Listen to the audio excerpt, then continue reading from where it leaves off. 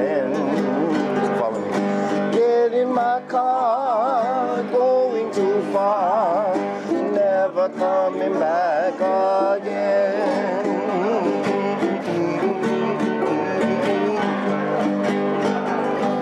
Tired and worn, I woke up this morning and found that I was confused. Spun right around and found I had lost the things that I couldn't lose. Like the beaches they sell to build their hotels, your fathers and I once knew. Like the birds all along the sunlight at dawn, singing on the coolie blues. Oh, Kale, oh, Kamanu,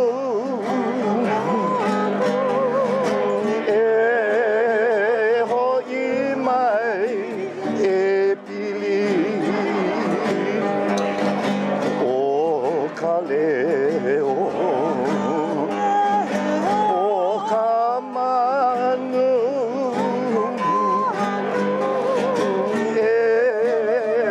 hoi mai, pili. Ke kio ka aina I ka pono na kulea. Hoi mai pili, pili a. Ke kio ka aina I ka pono na kulea.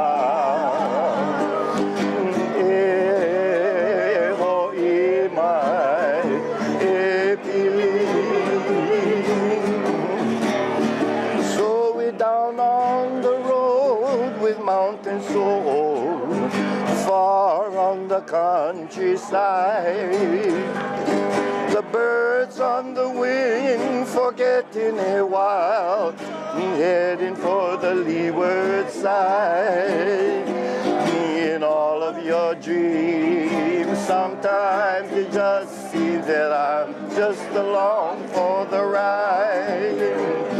Someday we'll cry because they have pride, but someone whose love here dies. Like the beaches they sell to build their hotels, my fathers and I once knew.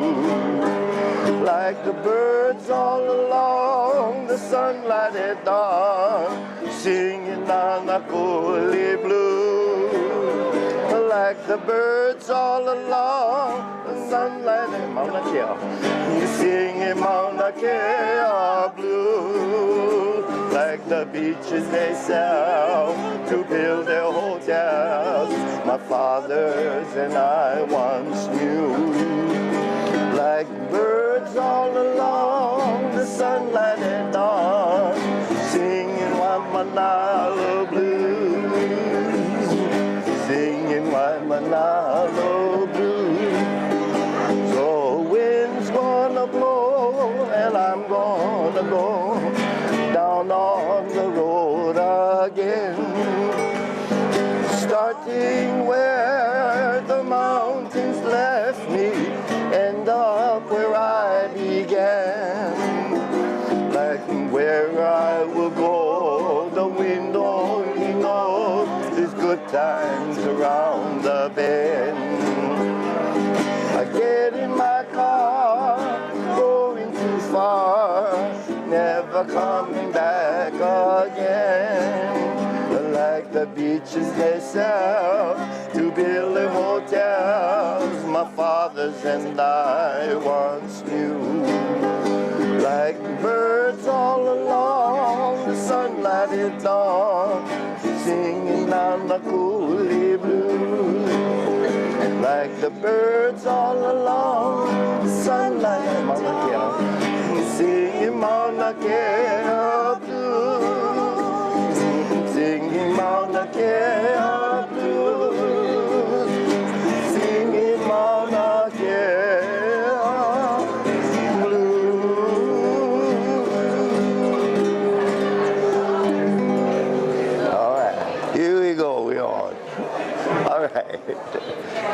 good. What else you want to see? You work in line.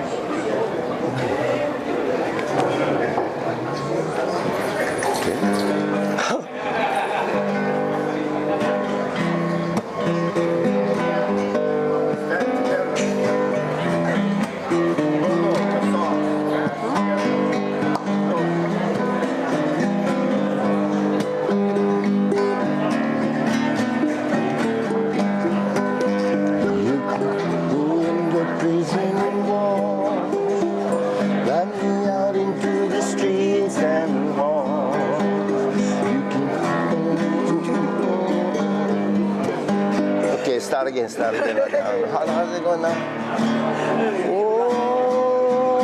Oh, tell me, what have I done wrong? Why can't we get along? Is it because the loss of love? What is the cause? Oh, tell me, why won't they leave us alone? Is it the shame of what's been done? Why do they do it? They can't refuse it. They're under the gun. You can run, but you can't hide behind the pillars of genocide. You can lock me in the prison walls, kick me out into the streets and halls. Whatever happened to the sacred trust? Did they forget about us and our aspirations for self-determination lie in the dust?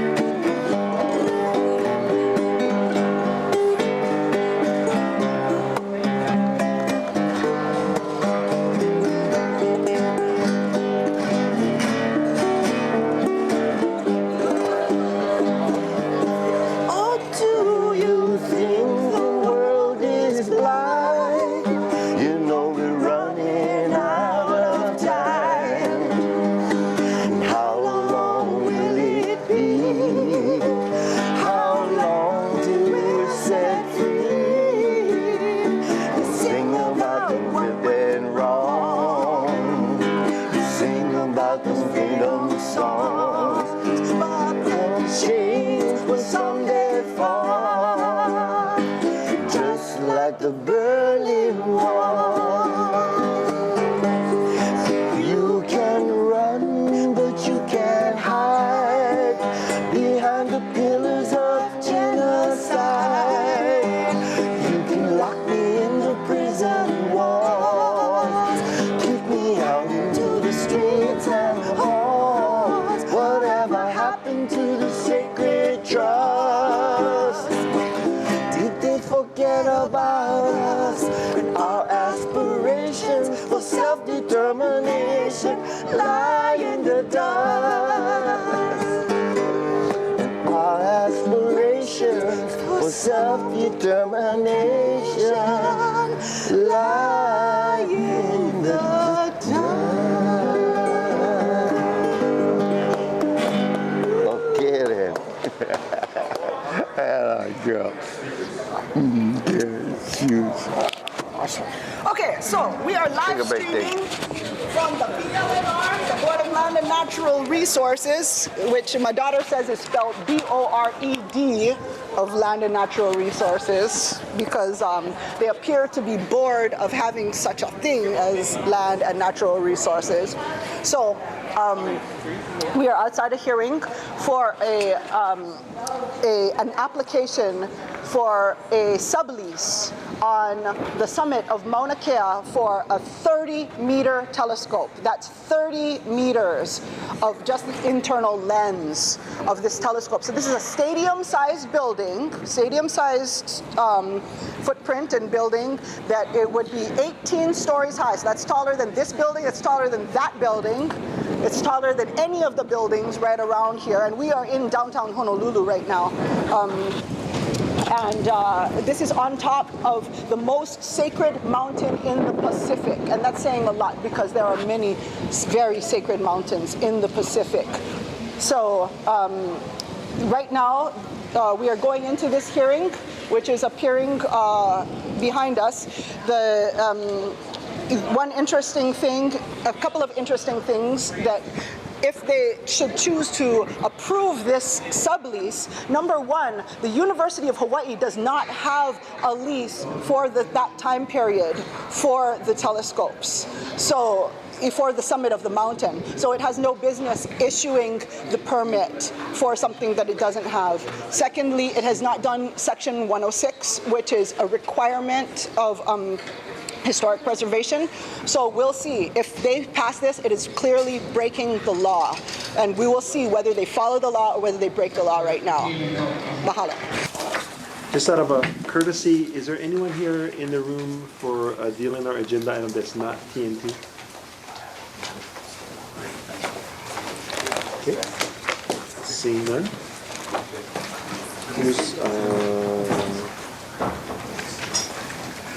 Who's up for this agenda item? Where's Lan? Okay, ready?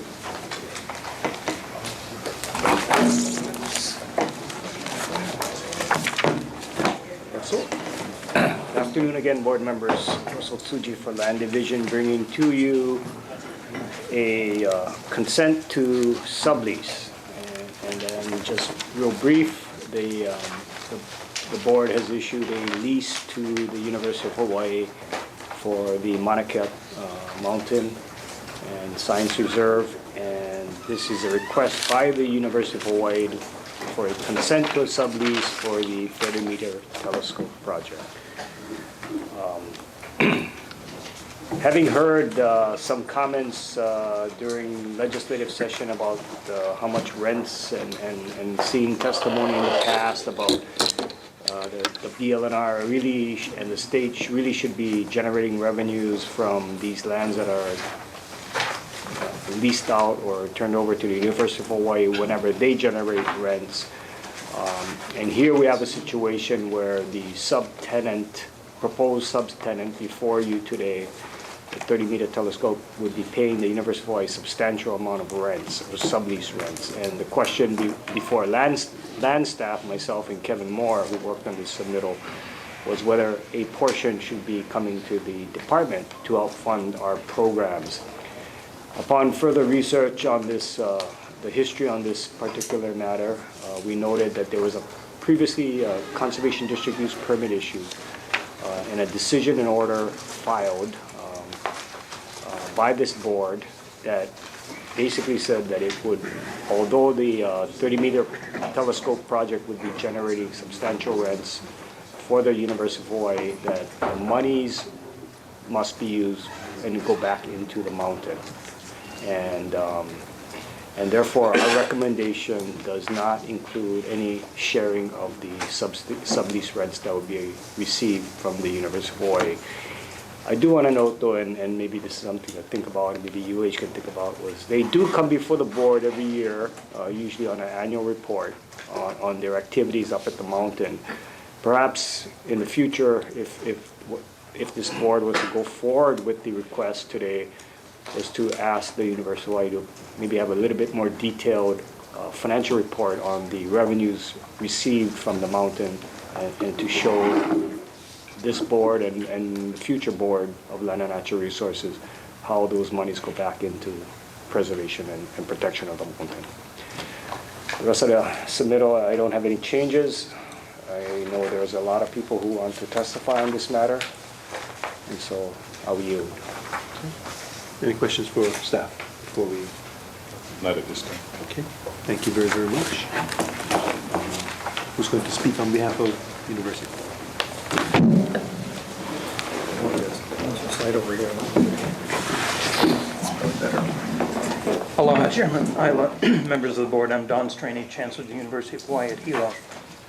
And on behalf of the Board of Regents of the University, I'm here to request your consent to the sublease that we wish to enter into with the 30-meter telescope International Observatory to build their 30-meter telescope on Mauna Kea. I'll say a few words, then I'd also like to have Dr. Ed Stone from Caltech, Dr. Mike Bolte from the University of California say a few words on the science that I'm not qualified to speak about, and then Mr. Jim Hallstrom to speak to questions about the ramp. I think you're familiar with this project. It's come before you in a number of different forms. When TMT and TIO decided that Mauna Kea was the preferred place for their telescope, we spent a 2-year period of time working with a community-based design team that worked with TIO on the design of the project. This included representatives from Kahuku Mauna and the Mauna Kea Management Board and local citizens. Their input into the design process changed the designs as a result of the community viewpoint. The university conducted an EIS, which was accepted in 2010. The Board of Regents of the university approved the project in 2010. We submitted an application for a CDUP in 2010, which after a contested case, this board approved. And the district court recently held that you had done so correctly. We negotiated the lease, the sublease with TIO under the conditions of the CDUP to obtain substantial rent.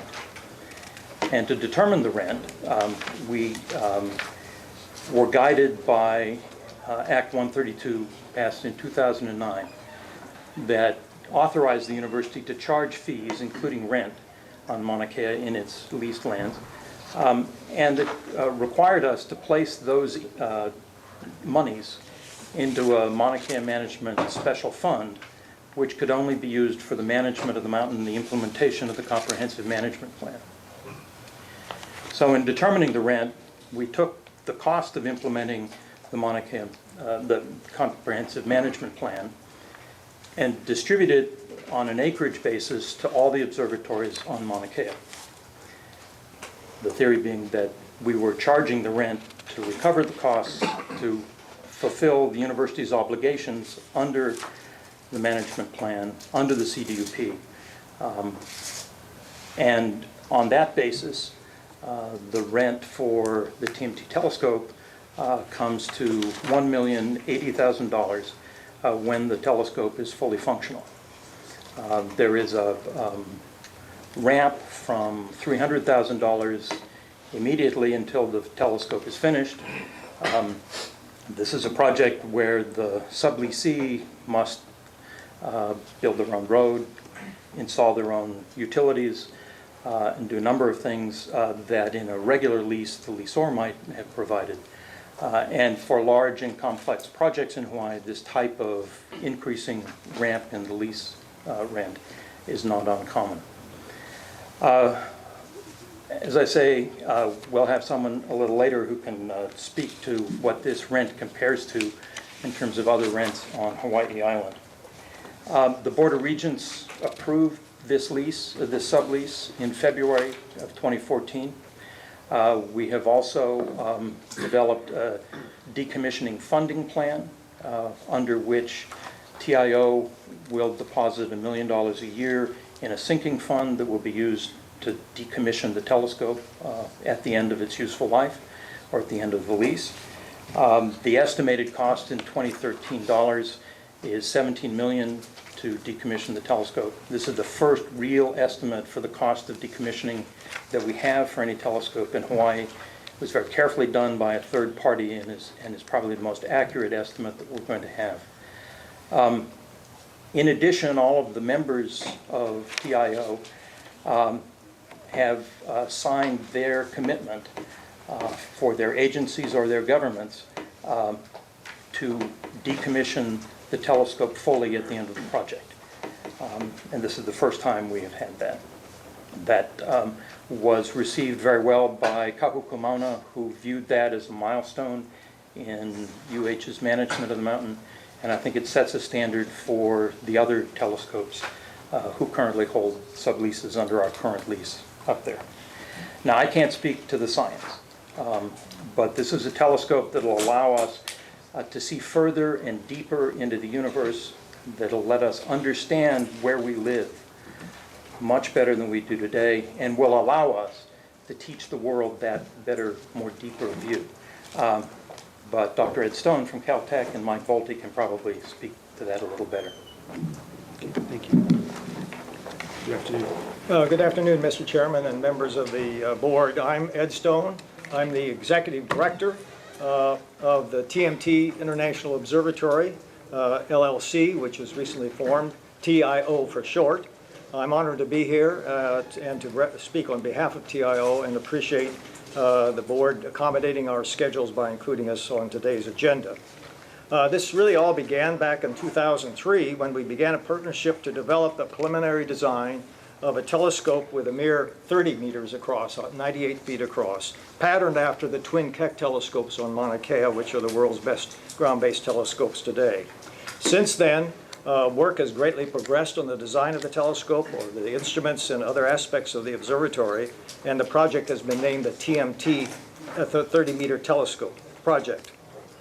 This effort included 8 government agencies of Canada, China, Japan, India, included the Association of Canadian Universities for Research in Astronomy, ACURA for short, the University of California, and Caltech.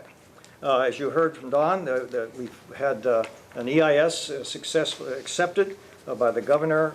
We recently had a positive action on this on the CDUP by this board and by a judge which affirmed the board's decision. In addition to all the effort that was involved in all of this preparation and in all the technical, developing all the technical aspects, there have been a number of other areas where we've had concerted efforts. These include engagement of the Hawaiian community in support of astronomy and in planning TMT's community benefit program. As a result, in addition to the rent, which will be provided under the sublease, TIO, on its own initiative, has committed to providing significant funding for education, outreach, and training for STEM positions benefiting the Hawaiian community. In May of this year, just last month, we established TIO as a limited liability company to carry out the construction and operation phases of the TMT project. The current members of TIO are Caltech, the University of California, the National Institutes of Natural Science of Japan, and the National Astronomical Observatories of the Chinese Academy of Sciences. TMT collaborators ACURA and the Indian Institute of Astrophysics are TI associates. And of course, in addition to that, major funding has been provided by the Gordon and Betty Moore Foundation. On May 22nd, the TIO partners approved a decision to proceed, and with approval of a sublease, which you're considering, we plan to begin site preparation later this summer. It's interesting that the TMT collaborators collectively have spent more than $230 million to be ready to build the telescope. That's through March 31st of this year, and have agreements, budgets, and plans for funding for the construction phase of another $1.2 billion. Already, in fact, for instance, the government of Japan has initiated procurement of telescope mirror blanks. There are 492 such blanks once they're shaped, which will be part of the telescope, plus 82 spares. So we're already started on construction. Now, construction of the observatory on Mauna Kea, of course, is slated to begin once we have the sublease, and that's hopefully will happen later this summer. And we will have completion of the TMT closure, or dome as it's often called, and the telescope structure inside. We expect that in 2020, and initial operations 3 years later. So in summary, the TMT Observatory in Hawaii will not only provide scientists, researchers, and students access to the world's most powerful telescope for unrivaled opportunities of discoveries, which Mike will tell you about, but will also recognize Hawaii as an outstanding platform for international collaboration involving the largest nations and economies of the Pacific Rim. In addition, TMT will provide opportunities for training, education, and jobs in STEM fields right here in Hawaii. We respectfully urge you to approve the consent to sublease between TIO and the University of Hawaii. Thank you very much. Thank you. Question? I have a question. The term of your lease is 19 and a half years, It's through 2033. 2033? Yes. And you're looking at completion 2023? 23? Yeah. So you got 10 years of service on it? We hope, in fact, the university is committed to doing and making a best effort to, you want to comment on extending a new master lease? We are in the process of requesting an extension of the master lease. We've begun an EIS process Which will be concurrent after 2033? It would, yes, it would extend beyond 2033, yes. Question I have, because you're spending billions of dollars. Yes. How are you going to amortize that cost? Yes. Thank you. Okay. We have one more speaker.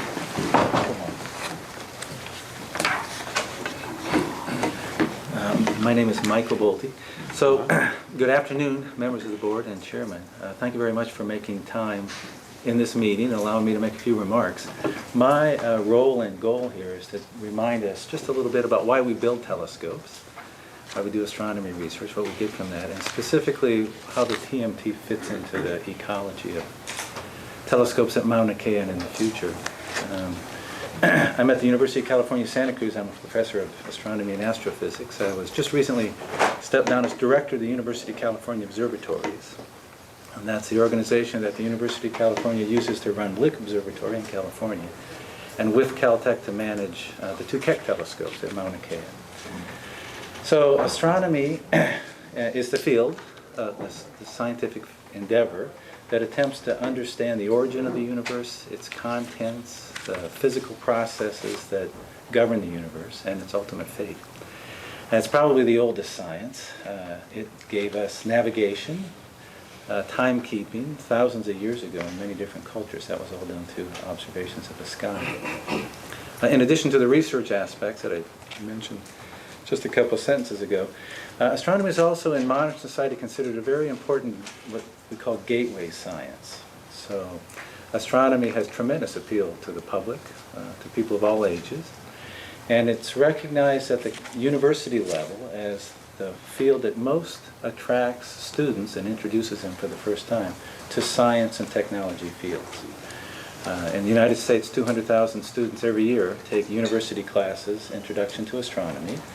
Very few of those become astronomers, but it's been shown in a lot of studies that many of those students are steered toward areas of science and technology that they wouldn't necessarily have been interested in before.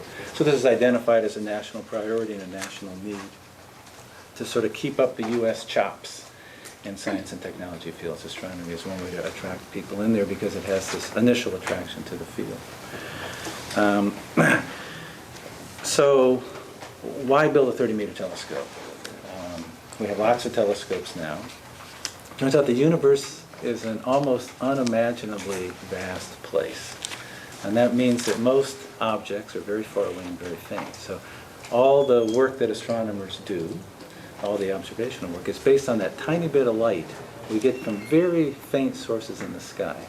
It's an enormous challenge. It's amazing that humans have managed to figure out as much as they have about the physical processes in stars and galaxies and so on. But we do, but that requires tools. So every advance in astronomy for the last, our understanding of the universe, has really followed advances in the technology of the tools of astronomy. Sometimes that's telescopes, sometimes detectors, sometimes instrumentation.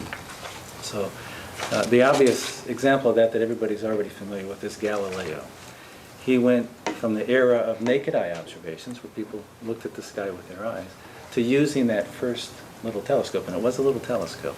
It had a 2-inch diameter lens at the front, and by today's standards, the optics were horrible.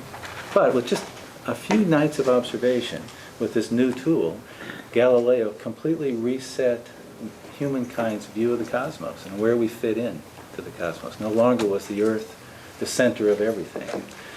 And that story has been repeated many times in the 400 years since Galileo used that first telescope. We have an advance, often in the size of a telescope, but sometimes in the auxiliary equipment. And new observations follow, and much deeper, higher fidelity understanding follows. So the 30-meter telescope is just the next step in this line that has been continuing since that first telescope of Galileo's.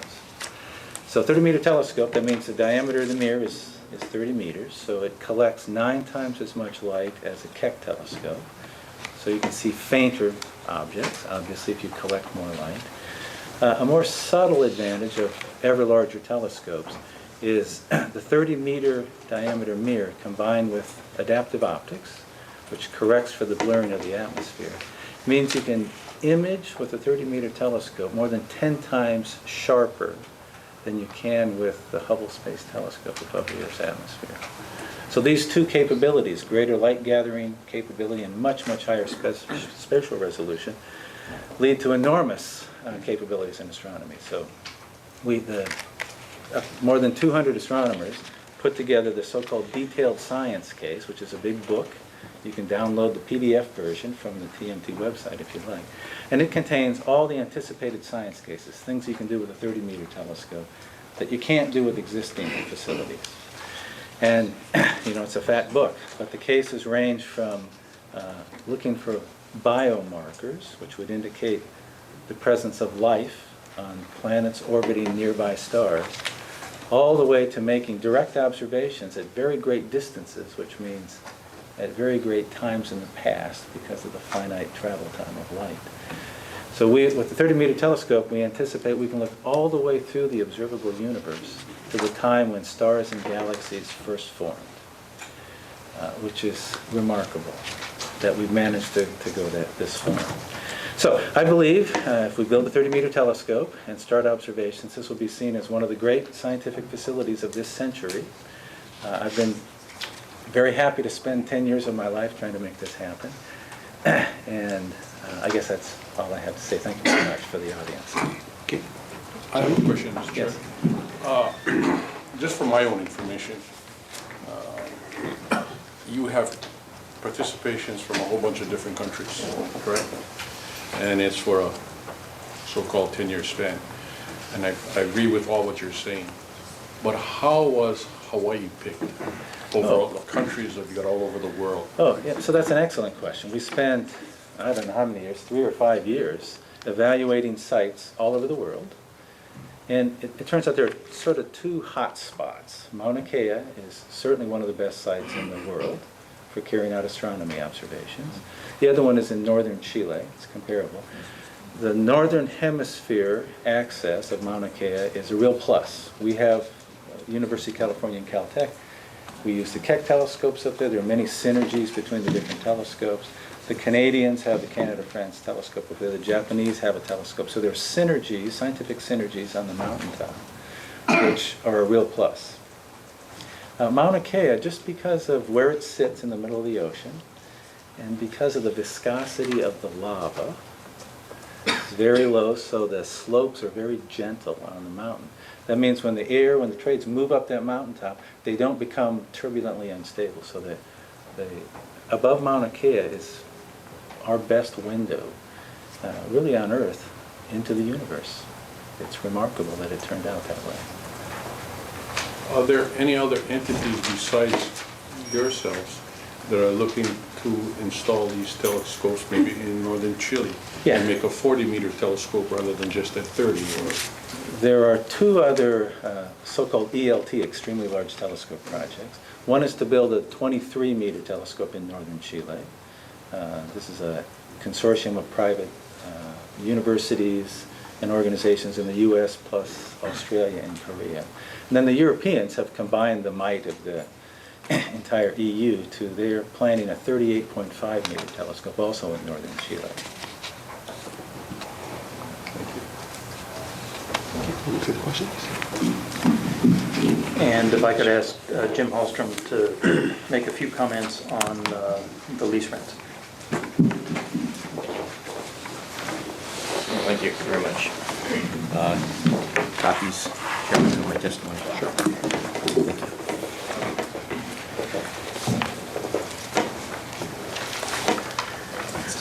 The name is James Hallstrom. I'm president of the Hallstrom Group. and I'm here to testify about our analysis of the proposed ground rents for the 30-meter telescope. And since you have my written testimony, let me just synthesize some of my comments. We've heard how remarkable this instrument is going to be, and it's in the process of proposing it.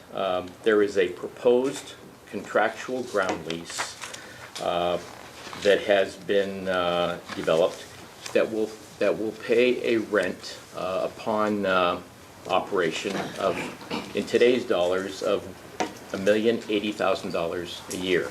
That rent, while it increases between 2014 for the first 10 years, is also subject to a CPI increases over time.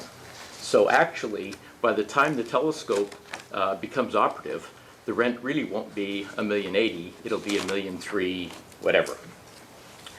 My assignment was to determine whether the proposed rents were, for the structure, were appropriate, rational, and supported by market standards. And that's a real difficult task for something that exists in a location for which there is no economic market, no demand, no alternative uses whatsoever. And so the conclusion, and then I'll tell you how we got there, but the conclusion is based on our analysis of the site and its planned use and the proposed agreement and our assessment of other Big Island real estate sectors, that the recommended contract sublease are appropriate, rational, and supported, and they provide an incredible return to the conservation acreage that underlies this location. So we've got here at TMT a lease for a site that is 8.66 acres in size. Of that, there is 5.99 that are actually usable and 2.6 that are a non-exclusive access easement to get to the locale. And so the site today is vacant, it's unimproved, it's unserviced with access only available from the unpaved Summit roadway, and all infrastructure needs to be extended, to the site. So we're talking about the rent for a raw, vacant piece of earth that is not infrastructure served, and that's important to understand when we start doing some comparisons. Because it is in a conservation land district, it's only possible to build through a CDUP that you're familiar with. Now, if we were to look at this property based on its highest and best use alternatives, putting aside the observatory potential, then given all urban, agricultural, or any other uses for this locale, its access and what's available in terms of infrastructure, it has nominal value for any other use. The assessed value for this property, which is only an indicator, is less than $100 an acre. We're suggesting to you that if we valued this as a portion, especially as of a larger site, because it's not a freestanding parcel, that you're looking at numbers that would have land values in the marketplace of circa $500 an acre, and we've actually said 500 to 1,200 just to go to the very high end of the range to make a point. But the numbers, the rent, the value would be nominal. Now, and this is because of its elevation, its isolation, its climate, and it's not suitable for any of the kind of economic uses that we know of in the world that we live in. But there is a value beyond the conservation use from an academic or scientific perspective. And so, despite this property's raw condition of the site and the high costs of constructing, operating, and maintaining the observatory, TMT is willing to pay substantial ground rents for the opportunity to pursue its scientific observations. The proposed ground rent is summarized in my testimony on the 3rd and 4th pages. I won't take the time to go through the numbers, but I will tell you that these proposed ground leases were cost-based. They were designed in such a way to replace or to reimburse the proportionate costs of being on the mountain, and all revenues received stay on the mountain. There is no profit that's generated over and above to the University of Hawaii. So, and in addition to paying the ground rent, TMT's also got to spend $6.6 million to extend and upgrade all of the infrastructure systems necessary to extend over to the observatory, and then they've got to contribute their pro rata share of operating and maintenance costs of the systems. So it's no small endeavor. So how did we look at this? Fair market rent is a term that says there is an existing market, and it's the competitive price that someone would pay. So because of the totally unique nature of this site, it's nigh impossible to come up with a comparable economic rent. So we said, given the fact that there's actually a proposed rent, how does the magnitude of this rent compare with other rents that we see in the state of Hawaii, or even on the Big Island? If you take the rent that's proposed and do a present value analysis, which we did, and we've summarized it, we discounted all of the future rents starting from day one, which means going through the step-ups. The present value of that at an 8% discount rate is like a $14 million number.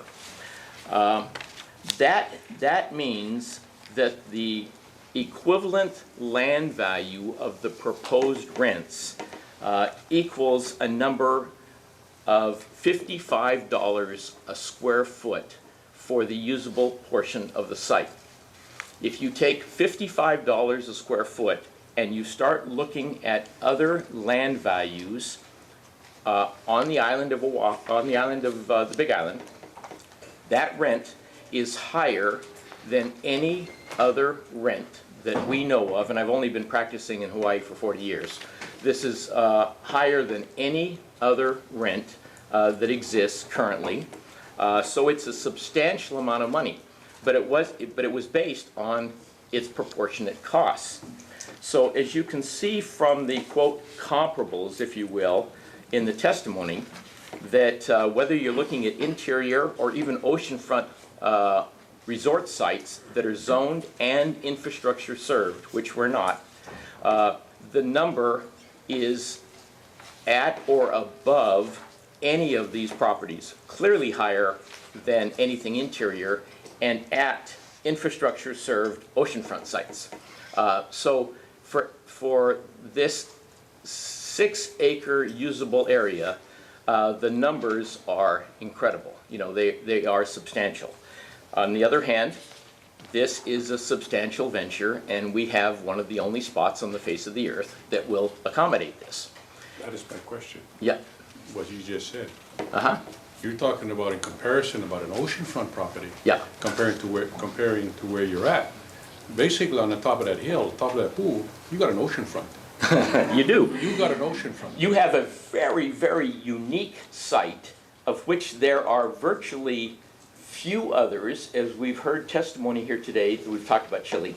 But there is not an open market that exists for telescope sites. Correct. They're not bought, they're not sold, they're not So that's why you traded. should pay the price. That's right, and so they're paying a price that, by comparison, is substantially higher than anything else. This is what they've agreed to. So while I can't technically say that this is an above-market lease, because technically there is no competitive market, I can say the lease clearly represents a top-of-the-market rent structure. And in addition to that, not only does it include a top-of-the-market rent structure, but it's for a raw site in which the lessee has to go through all the risks of obtaining the entitlements, all the necessary land use conditions. It has to bear all of the infrastructure in placement, you know. So when you start looking at raw versus infrastructure, it even makes the numbers and the comparison more substantial. And that's the substance of my testimony. Thank you. And if I could put a period at what Jim said, the entity that will benefit from this rent is Mauna Kea. It's not the university, but it's the mountain. Thank you, Dr. Schrader. I have another question for you. When you decommission this telescope and you're setting aside 17 million, the decommission would be even if you extend it after 2033. You're saying that the light at the end of the tunnel, when this telescope has got no more use, that's when the 17 million would come into play? And that's when it would start to be spent on decommissioning. Right, but Correct. 17 million would be allotted at that time. Plus what it would earn. Okay. Plus, the members of TIO have agreed to pay the price of decommissioning it, over and above what the 17 million may do. The sinking fund provides the starting point for the decommissioning and is a proof of good faith that it will be done. Thank you. Any questions? No? Thank you. Thank you. Thank very you. much. I like your comment about the light at the end of the Since tunnel. we don't have a sign-up sheet and we obviously have differences of opinion in this room, so I will start on the right side and ask for somebody to speak in favor. And if there's somebody on the right side to speak in opposition, then we'll go like that till we get through the whole room. Okay? So, is there anybody on the right-hand side of the room? We have testimony in support, testimony in opposition. Okay? I will continue to go to my left until I see the first hand raised. Or are you necessarily not? Yeah. Opposition or? Just not? provide comments. Providing comments. Well, why don't we start with you?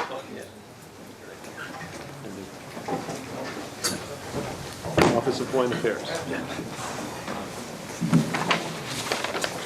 Aloha mai kākou. My name is Sterling Huang. I'm the Public Policy Manager at the Office of Foreign Affairs. I am providing testimony right now for our Chief Executive Officer, Kapohana Kamana'o Pono Kealoha. I believe you guys have received our written testimony. What I'm going to do is just highlight some of the salient points from that testimony. So first, in 2009, our Board of Trustees unanimously adopted a resolution in support of the selection of Mauna Kea for the construction of the new 30-meter telescope. Second, Native Hawaiians consider Mauna Kea to be one of the most significant cultural places in Hawaii. These lands are also ceded public land trust lands, which both UH and the DNR have fiduciary responsibilities over. Our first comments relate to these fiduciary responsibilities. As a trustee of Mauna Kea, DNR has an obligation to conduct due diligence to determine the fair rental value for its leases and subleases to ensure that the trust is compensated appropriately. In addition, the CDUP for the TMT requires substantial lease rent. However, neither the TMT sublease nor the submittal contains information regarding how the rental structure was determined. This is critical information the BLNR needs to know to meet its fiduciary responsibilities. I think a lot's been talked about Act 132. It's talked about both in the submittal and by UH just now when they testified Act 132 from 2009. And there's this idea out there that Act 132 limits the amount of revenue the UH can charge in terms of subleases for Mauna Kea.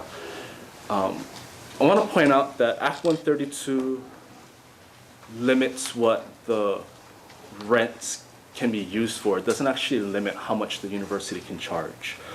UH has explained that Act 132 created a special fund for the management of Mauna Kea.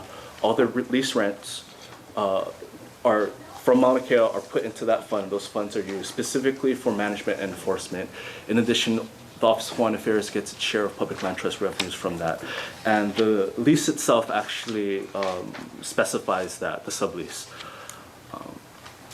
But our position is Act 132 doesn't limit the amount UH can charge. So just because the minimum cost, there's a minimum cost right now to manage the mountain, and they did a calculation based on the TMT share, that doesn't mean that the BLNR and the UH can't charge or ensure that those subleases are charged a fair rental value pursuant to the BLNR, the state's fiduciary responsibilities, and those monies go into that fund, and you now have more funds available to expand management services or to tuck away in case of unforeseen or emergency management issues come up.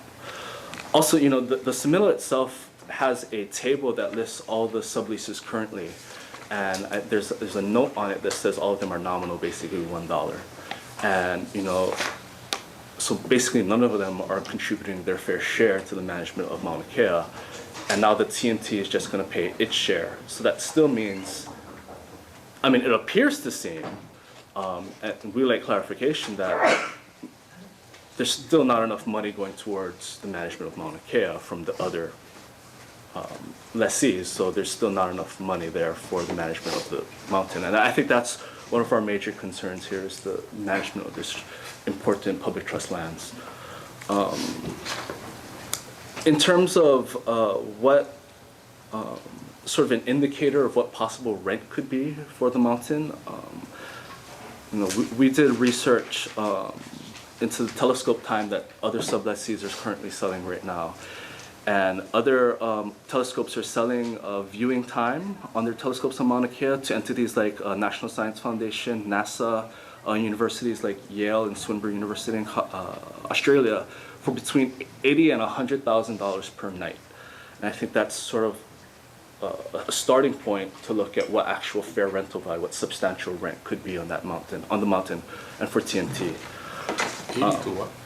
$80,000 to $100,000. This is gathered in large part through looking at annual reports from different universities that have agreements with entities on the mountain, from looking at Caltech's meeting minutes. When I think they have it's in our testimony, we identify where we found this information. So yeah, it looks like between $80,000 and $100,000. And of course the Yale agreement with Caltech was publicized greatly. That was it was a substantial amount. It came out to about $80,000 a night for use of viewing time. So in our testimony, we list 4 guidelines we like included in the lease to sort of determine what the value of valuation for rent. So calculate rent based on fair market value as determined by an independent appraiser. Require that sublessees pay a certain percentage of its gross receipts from the sale of telescope time. Require reopening of rent and the percentage of gross receipts from sale of telescope time period. So just requiring a reopening, I'm sorry. And making a good finding of good cause based on facts and economic comparisons whenever rent and subleasing is calculated at less than fair market value, and provide an explanation to how the amount of discount was calculated. Our next comments relate to the term and termination provisions in Section 9 of the sublease. So I also said the sublease goes until 2033. We know that UH is working on a new master lease. Section 9 contains provisions that are contingent upon the issuance of a new master lease. For example, Section 9 contains language that forces UH to consider other means to ensure that the sublease continues until 2079 if a new master lease is not issued. Our concern here is that this creates uncertainty in terms of obligations for UH and TMT in the event that a new master lease isn't issued. Our other concern relating to the term and termination provisions sort of relates back to the rental structure. The sublease contains provisions that allow the rent structure to continue if a new 65-year master lease is issued without renegotiation. Again, our issue here is reopening the rent to make sure that the trustee is being fairly compensated, that the BLNR is meeting its fiduciary, NUH as well, fiduciary responsibilities. Finally, we are aware that the Advisory Council on Historic Preservation has sent a letter to National Science Foundation regarding compliance with a National Science Foundation grant for the development of the TMT mirror. And specifically, the ACHP is asking about, asked NSF about compliance with 106, Section 106 of the National Historic Preservation Act.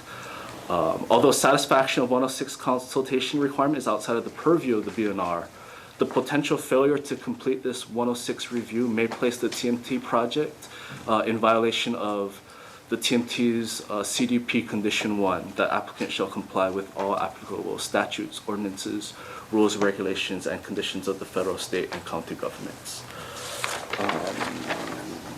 That's the end of my summary to my Oʻahu's testimony. I can make myself available to answer any questions. Mahalo. Any questions?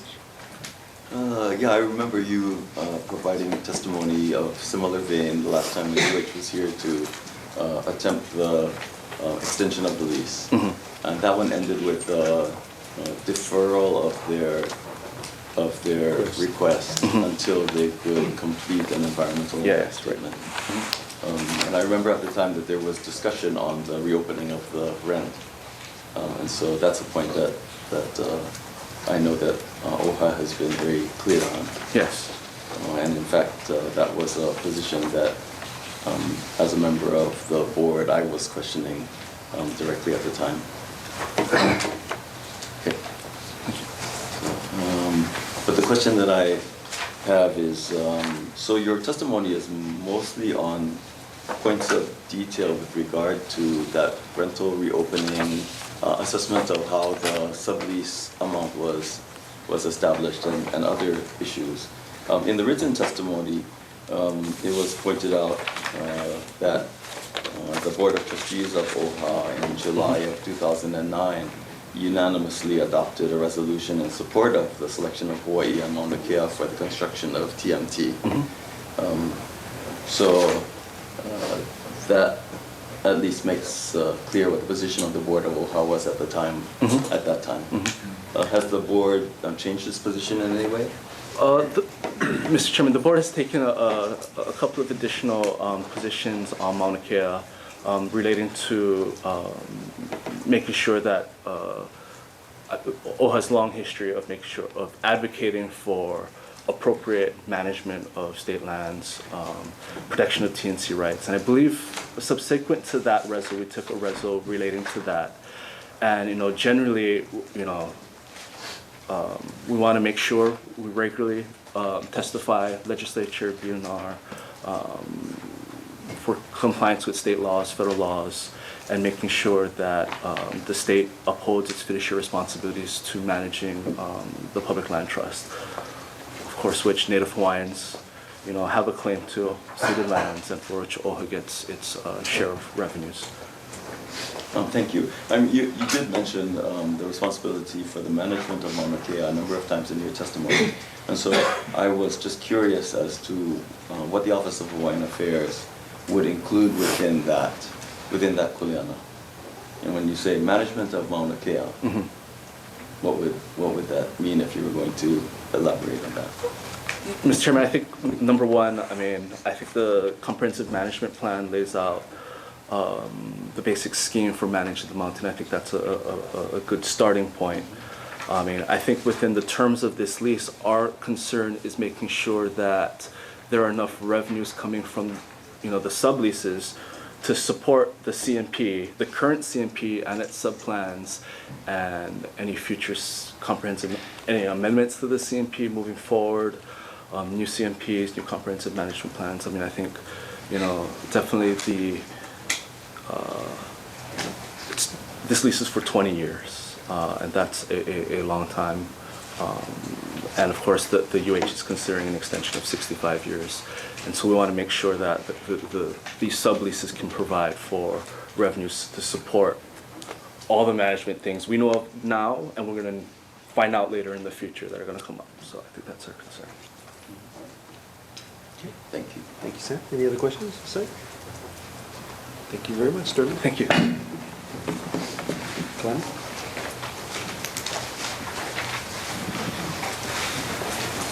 I'd like to submit my written testimony, please. Thank you.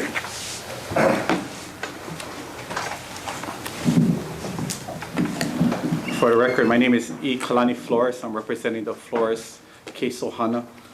And while the testimony is being circulated, it's more in detail. I'm just going to give a summary of my testimony to shorten the time here. Thank you. And we're requesting that the board not approve the proposed sublease for the following reasons. First bullet, there's various terms and sections of proposed sublease that are in violation of Hawaii revised statutes. And I'll go over those specifics. Secondly, various terms and sections of the proposed sublease removes the oversight of the lessor, the state, pertaining to significant terms and relinquishes it to the subleaser. The BLNR has a fiduciary duty and primary responsibility to protect the public's interests, lands, and resources of Mauna Kea. If you're going by state law, then these are public trust lands. If these are public trust lands, then we are the beneficiaries. I'm saying we, the public. Not the TIO or what the TMT or Caltech or University of California or Japan. We, the citizens of Hawaii, are the beneficiaries. And so the board has a fiduciary duty and a statutory duty to protect the interests and the rights of the beneficiaries that pertains to these public trust lands. Third bullet, UH has not disclosed the valuation methodology for determining the annual lease. They have provided something, but it's not based upon an independent appraiser determining the fair market value.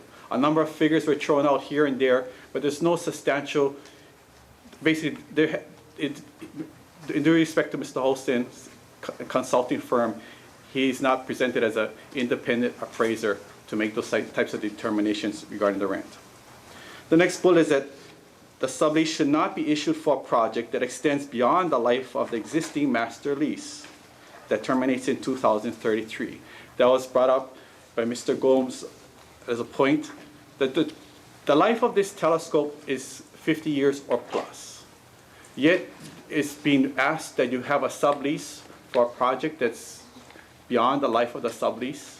There's something wrong with this picture here. And furthermore, the matter regarding a new master sublease should be resolved first. And the associated EIS, as they said the UH is going to do, that should be resolved first before you give a sublease. There's something wrong with this whole picture here. Next bullet point is that the sublease should not be approved until a final ruling regarding the CUP HA 3568 has been rendered in the appeal process in the Hawaii State Intermediate Courts of Appeals and the State Supreme Court.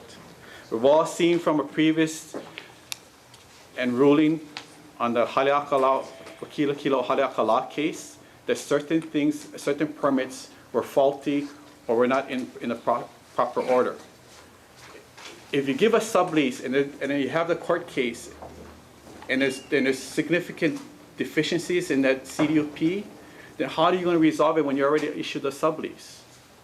Isn't it more appropriate that the legal appeal process be worked out first and then the final ruling? Because in the case if the judge makes a ruling that there are significant things to be put into the sublease, by that time it's too late. Because the only way it can be put in is to renegotiate. You cannot renegotiate if the other party does not want to negotiate. It's too late. Once the board gives an approval, once all parties sign the lease, they won't be able to renegotiate on terms that are significant to be determined. The next part is that regarding the sublease should not be approved until the Section 106 and consultation with Native Hawaiians regarding the TMT project has been completed. Because there may be mitigations and other terms that should be inclusive into the sublease. If you approve the sublease before the consultation process has been done, you're going to put the state, the UH, and all of us in a legal liability. Okay, terms of here's the terms in a sublease are in violation. of Hawaii revised statutes. They're in violation, the sublease is in violation of section 171-17 pertaining to appraisals. It states here in bold on page 2, the sale price or lease rental of lands to be disposed of or by drawing or by negotiation shall be no less than the value determined by, 1, an employee of the board qualified to appraise lands. None has come from this board, an employee, to appraise this. Or second, a disinterested appraiser or appraisers whose services shall be contracted by the board. That has not occurred. It's in the law that appraisal by an independent appraisal or by a member of the employee of the board shall do a fair market value. That has not occurred. There's only been presented some figures by a consultant of the applicant. The second part, so how do we put it into perspective? Nani Loa was here earlier. You made them go do an appraisal. Their rent came out to somewhere over $500,000. But an appraiser came out with that determination. An independent appraiser came up with that determination for those lands. Why is not this occurring to this? And it's part of Hawaii revised statutes that is mandated to do so. The second part they're in violation is in violation of section 171.36. It states, section 171.36, lease restrictions generally. A, except as otherwise provided, the following restrictions shall apply to all leases. 1, options for renewal of terms are prohibited. Options for renewal of terms are prohibited. If you read through the proposed sublease in sections 9, and I have given you some examples on page 3, there are several statements and terms that they're trying to embed in the sublease for long-term after the sublease. And that is not permitted by law as read. For example, they're trying to keep the same terms and conditions without limitation that the new master lease shall include these provisions. They're also trying to automatically extend 65 years beyond if they get a new master lease. They're putting stipulations in the sublease for a potential or non-potential new master lease. That's not allowable. Options for renewal are not allowable in a lease, and they're trying to embed that within section 9 of the sublease. I gave you several examples of where that's occurred. The next part that's disconcerting of this sublease is that the BLNR should maintain oversight as the lessor. There are several sections where the BLNR's authority and oversight has been removed from the sublease, especially pertaining to having to do with decommissioning and the removal of the site. Before this board in 2005, the previous boards have been reprimanded by the state auditor. And one of the reprimands by the state auditor and the recommendations that came out of the state auditor's 2005 report was that, quote, the lack of oversight by the department allows the university and the subleasees unchecked discretion on the use of Mauna Kea and leaves cultural and natural resources at risk for further damage. Basically, a lot of the oversight for this particular project has been removed, and the sole options have been given over to the subleaser. And those examples are below. So what I've given you for sections 8, 10, 25, 28, and 44 are what should be included to protect the interests of this public trust, to protect the beneficiaries' interests in these lands. That you, as decision makers for the lessor, who holds the fiduciary and statutory responsibilities of these state lands, you should be the ones who are providing a final approval on some of these aspects. But quite conveniently, you as a lessor has been removed from oversight in many parts of this sublease. And so from pages 3 to 4 of actually giving you some areas where inclusion to restore the oversight of the lessor have been suggested as proposed language. And on page 5, lastly, I'm going to go over, and on the auditor's report, state auditor's report in 2005, there was another thing that they mentioned that should be inputted into upcoming and actually existing leases.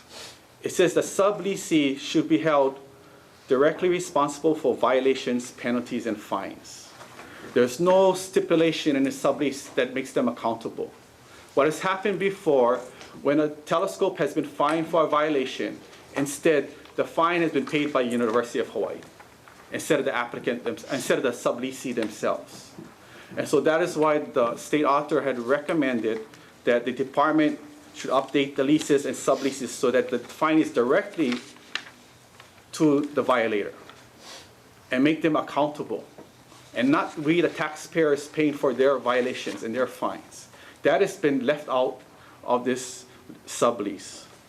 There's other revisions that has been proposed, and I've listed them there in specifics. And there's one pertaining to Section 37. And Section 37 is recommending that you should include a stipulation in the sublease that construction shall not commence until the TMT International Observatory provides documentation that they have secured 100% financial assurance to complete this project. What the subleasee and the leasees have not really disclosed to you, they're short of about 20% of the completion funding for this project. Right now, they only have 83% funding for the project. So what happens when they start to build out this project? And let me give you, 20% is roughly $200 to $300 million. What happens when they build out this project and they don't have sufficient funds to complete the project? Will they have sufficient funds to decommission the project? You hold other leasees to have bonds to ensure, to have financial assurance that they complete a project. The TMT should provide documentation that they have 100% financial assurance to proceed with this project. Otherwise, they should not be proceeding. Then, that's why it's requested that this should be included in the sublease, that before construction begins, they should have that assurance. And lastly, what I provided you for as part of the testimony includes the following, because there's a lot of documentation of what the Circuit Court Appeals have been. I just want you to officially note that a notice of appeal has been made regarding this case and regarding the CDUP, so it's still in appeal, and this is a notice of appeal that has been filed, so it is still in the courts, and so the sublease should not be finalized until that is completed.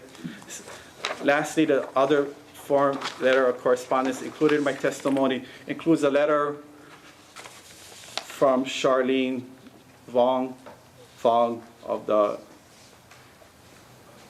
Advisory Council of Historic Preservation, saying that they have the National Science Foundation, which has been provided several grants and awards towards the development of this project, as well as to cooperative. They have not, is determination that they are not in compliance with Section 106. Why is Section 106 significant? That is a process for consultation to see if there are any possible mitigations for a project of this scope and size that receives funds towards it, federal funds towards it. In the event, after Section 106 is completed, and there are things that need to be mitigated, and if you pass the sublease, it'd be too late to insert those into the sublease afterwards. That's why the sublease should not be approved. And so my closing remarks is as such. We're actually asking for a motion to not approve this permit. And why a motion to not approve? We're not asking for a motion to defer either.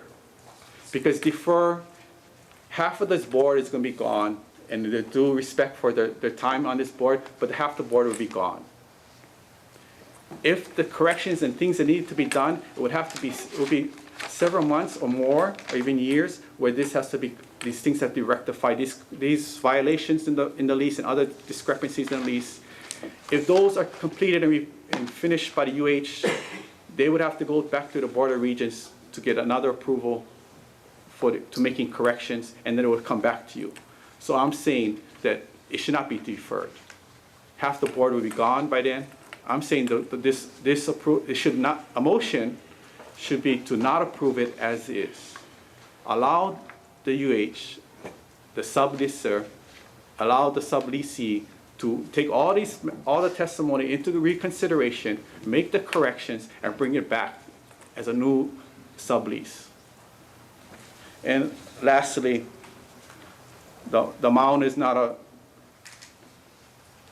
vacant land. The Mauna is our sacred people.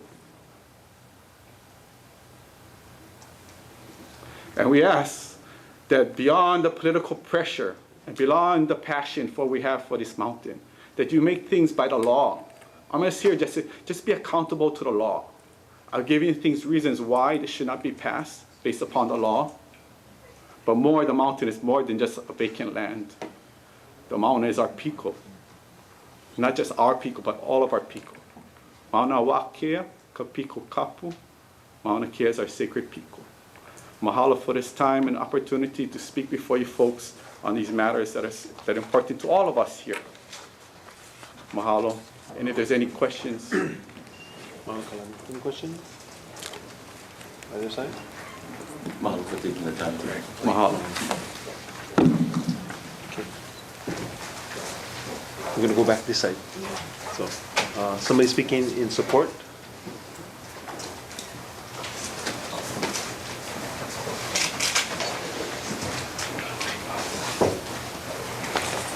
Laura?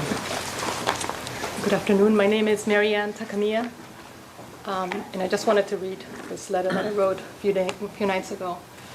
I write to you in support of the TMT as a mother of two, an astronomer, a University of Hawaii Hilo astronomy professor, a Hilo resident, and a foreign, born and raised in Chile.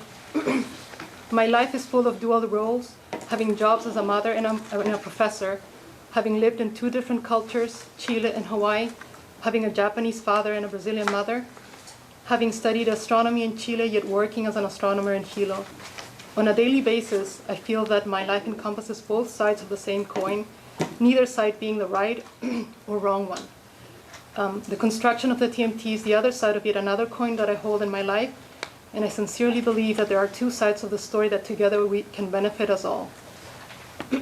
TMT is most likely the last of the telescopes that will be built in Mauna Kea in the next 30 years or so. It's going to be the last legacy of our generation. As a faculty member of UH Hilo, I can appreciate the value of TMT to the scientific contribution of Hawaii to the world.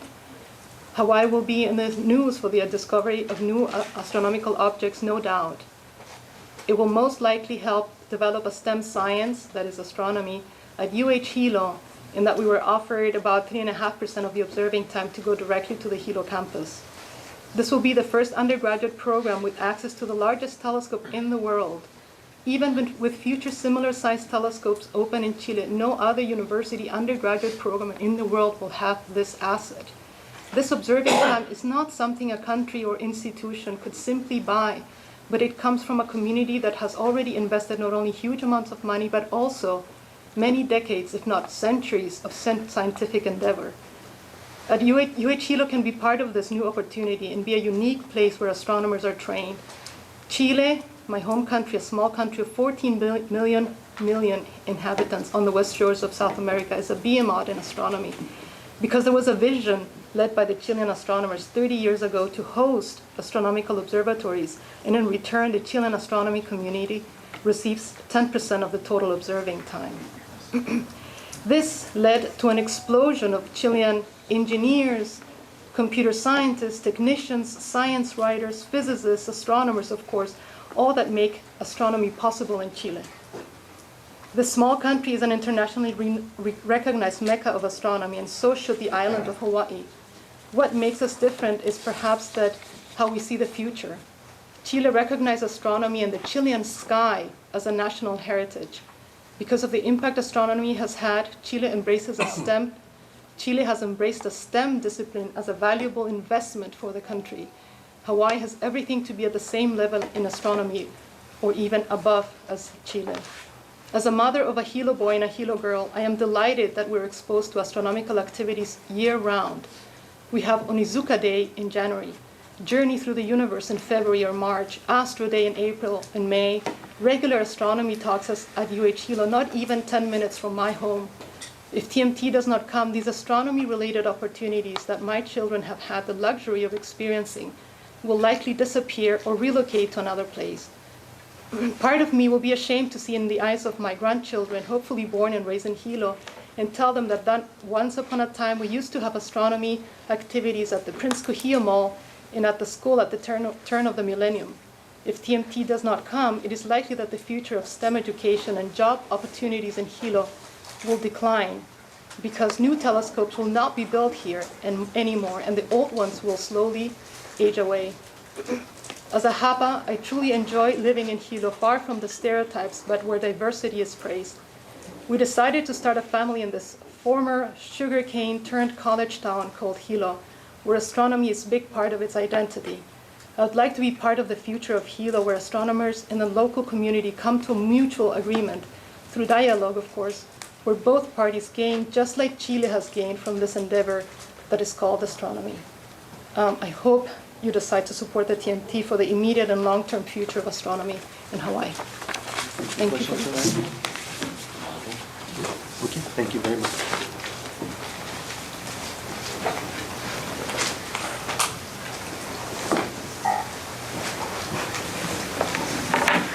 Aloha. Can you hear me? I'm here to testify in opposition to the sublease for the TMT.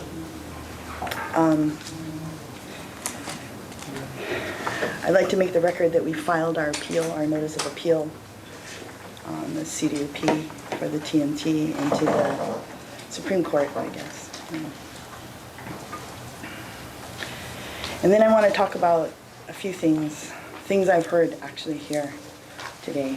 Just for the record, could you give us your name? Oh yeah, sorry. Kealoha, Pishota. I am here on behalf of myself, Mauna Kea Nainoho, my organization, and also Paul Nevis, who was not able to be here as well.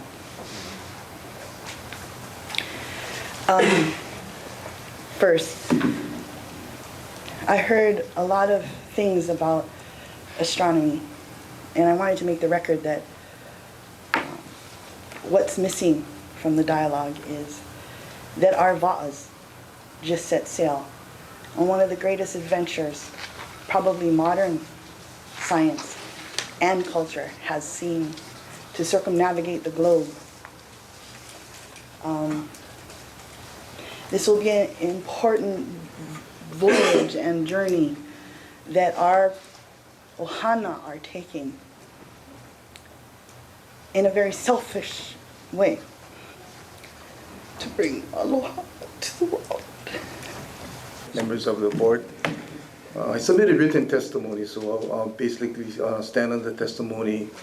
My name is Clyde Hayashi. I'm with Hawaii Lesed. We're a partnership between the Labor's Union Local 368 and our signatory contractors. There are orange shirts in the back. They're from our union, came out to support the sublease. They had to leave. 400 members called Big Island Home, about 5,000 members statewide. The pink shirts are from the Masons Union. They unfortunately had to leave. Masons Local 630, Bricklayers Local 1, about 2,000 members statewide. But again, all of us support the sublease, and we hope that you'll be able to approve it today. Thank you. Any questions? Thank you. Position?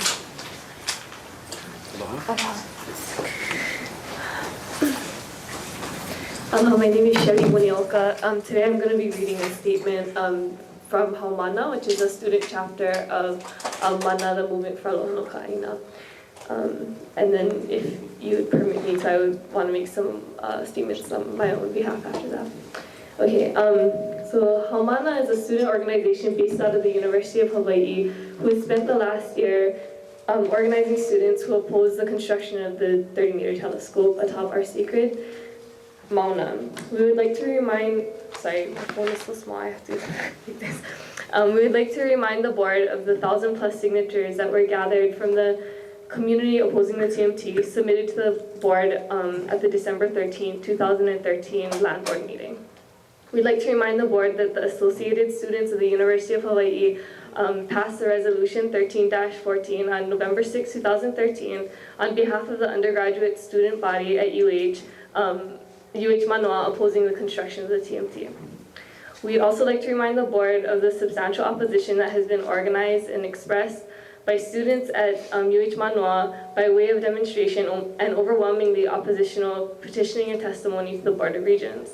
The University of Hawaii's role in the construction of the TMT is a stark contradiction to their claim as a Hawaiian place of learning, as purported in their current 2011 to 2015 strategic plan.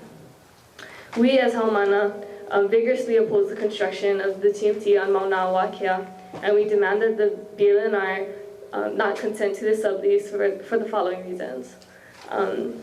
Mauna Kea is a sacred piko, center, point of convergence, and nurturing for the lahui of Hawaii. There should be no further construction of telescopes that clutter and pollute our lands and waters on the Mauna and disrupt the view planes between our sacred sites. Practitioners need to be able to see and honor the connections and relationships between the kupuna who exist in the natural features of the Aina without the further desecration of the sacred peak. The Aina in question is part of the corpus of Hawaiian national lands, specifically Hawaiian Kingdom lands, Hawaiian Kingdom Crown lands, excuse me. Until the unresolved claims of the Hawaiian Nation to our national land base are addressed, we oppose any development or sublease of these lands. Such action would only further complicate subsequent efforts to resolve Hawaiian national claims. A sublease should not be issued for a project that extends beyond the life of the existing master lease of the TMT Observatory, for the current general lease that terminates in 2033. If the life of the TMT Observatory is more than 50 years, it would extend over the current general lease. We should be planning for the decommissioning of industrial development on the Mauna, not building massive structures that far exceed the current master lease agreement. We recognize that BLNR and the state of Hawaii are entities that are part of an unjust and unlawful occupation of Hawaii. But while the BLNR has oversight of Mauna Kea, we fully expect the board to malama this place for future generations. So that was a statement from Haumana. And if I can just make a few comments of my own, I'm sorry, I'm going to read again. There's like so many thoughts, before you come. It's like so scary that you're going to get here and it's all going to be blank. And it's so important, and you know that, and you want to, be as impactful as you can, yeah. Okay, so on page 7 of the submittal for item D8, there's a discussion about fair market rent. It reads that at the board meeting of February 25th, 2011, item K1, there was a discussion about what a substantial sublease rent would be, and the range of 1 to 2 million per year was suggested. So this isn't even addressing what Uncle Kalani Flores was saying earlier, that the HRS requires that an employee of the board or an independent contractor hired by the board do that appraisal, yeah? The proposed sublease attached in that submittal as Exhibit 6 indicates that by year 11 of the sublease, rent will be $1.08 million per year. UH therefore takes the position that the sublease rent meets the substantiality requirement of the CDUP. So my question is, why are we considering leasing to TMT for 10 years at less than fair market rent? It is you, the board, that determines substantial sublease rent to be at least $1 million a year, and the proposal in front of you is not that until the 11th year. I don't understand why that's acceptable, and I don't think we should accept 10 years of non-compliance for fair market rent. The section goes on to read, the proposed sublease between UH and TIO obligates UH to use best efforts to pursue the mutual cancellation of general lease number S-4191 and the issuance of a new 65-year direct lease to UH for the Mauna Kea Science Reserve. The subtext of this kind of language is that BLNR will be obligated to issue a new 65-year general lease to UH to justify the issuance of the sublease that we're talking about today. That kind of language does not make community members feel like this is a fair process, that we feel like the sublease and the general lease should be debated on their own merits separately. And we shouldn't say, oh, in this, that the staff submittal says that granting this sublease oddly it's to pursue this new general lease is like very concerning, that the two issues are being confounded. So in closing, I just want to harken back to page 3-13 of the TMT management plan that reads, from a cumulative perspective, the impact on cultural resources has been and would continue to be substantial, adverse, and significant. This statement is an acknowledgement that the proverbial bucket of impact is overflowing. The UH and TMT are trying to claim that, while yes, the TMT will further cause the bucket to overflow, that it is not their water that is spilling on the ground. That's an inane claim. We have to recenter the Malama of Mauna Kea in our discussions around the future use of our sacred mountain. Mahalo for your consideration. Yeah. Questions? Seeing none? Thank you very much. Going back to the right-hand side, somebody in support?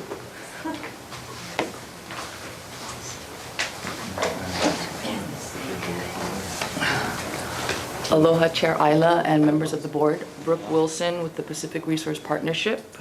We serve as the critical link between Hawaii's top contractors and the members of the Hawaii Carpenters Union. We have more than 15,000 members across the state and upwards of a couple thousand members on the island of Hawaii alone.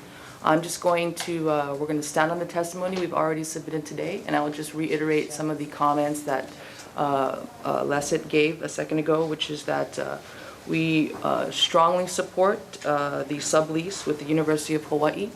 And again, this project will bring a lot of needed jobs to the island of Hawaii. Industry employment on Hawaii Island has declined for the last 4 straight years.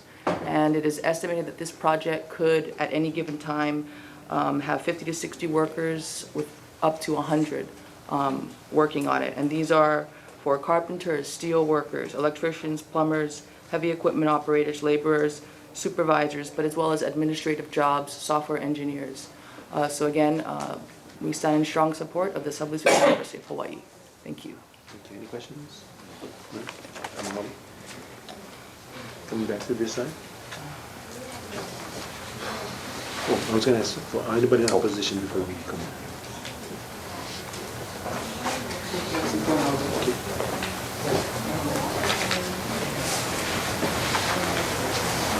Thank you. Hello. Aloha, members of the board. Mahalo for the opportunity to speak today. So many things have been covered that I would just like to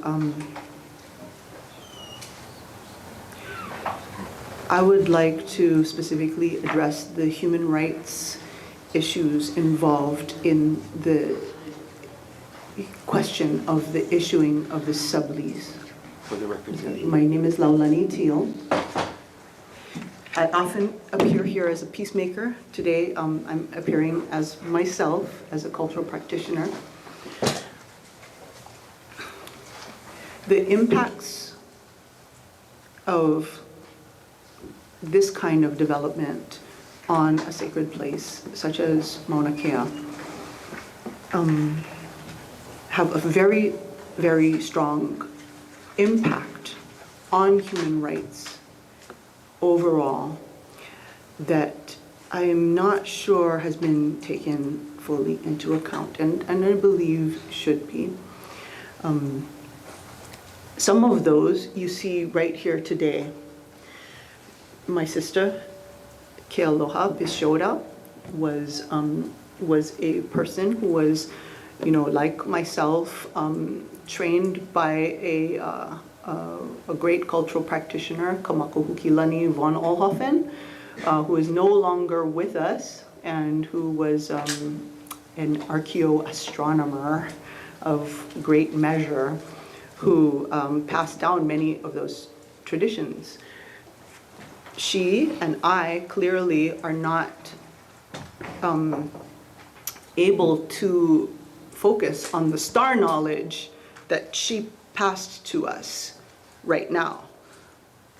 She's busy preparing for battle, and she's been trained also by many, many other cultural practitioners, as has, Kalani Flores, who's standing there, and many, many of the other cultural practitioners who are here.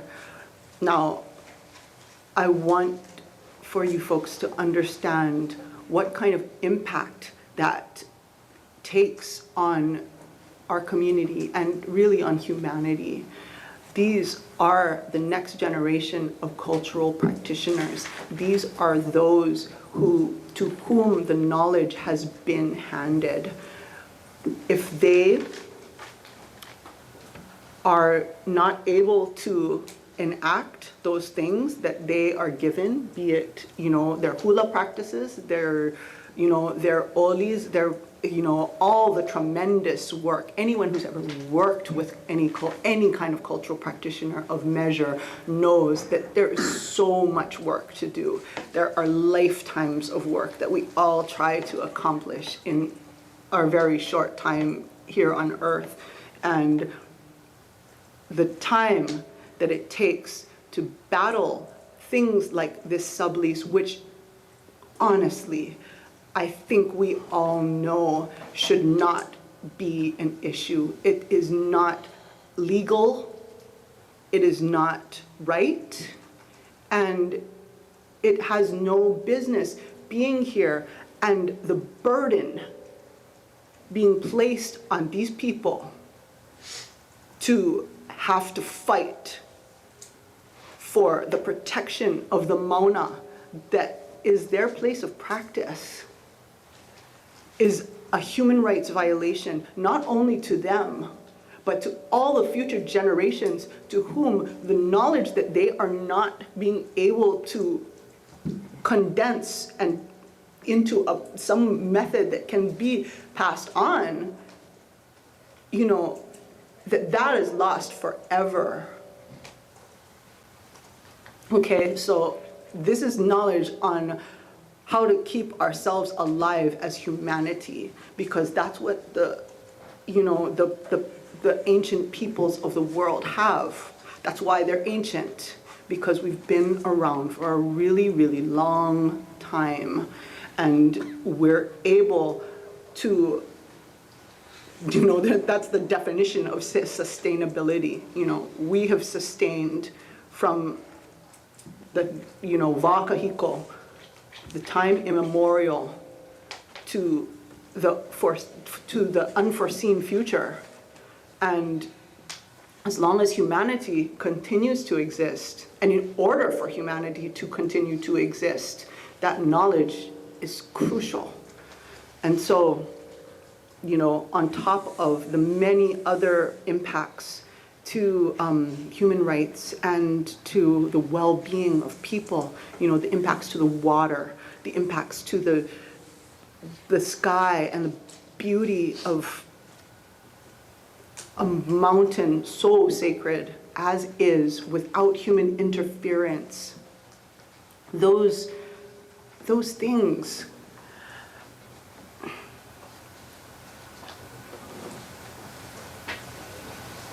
we need to protect that which needs to be passed on for the future. And honestly, all of you who sit here on the Board of Land and Natural Resources, I believe, I want to believe, and I do believe that you're all here because you do care. Fundamentally, the land, the water, all those things that we need to continue to live as human beings here on this honua, that those are things that you care about very deeply, and what I'm asking here right now is, please, don't kid yourself. I know, you know that I know, that everyone here knows that when it comes right down to it, if you issue this,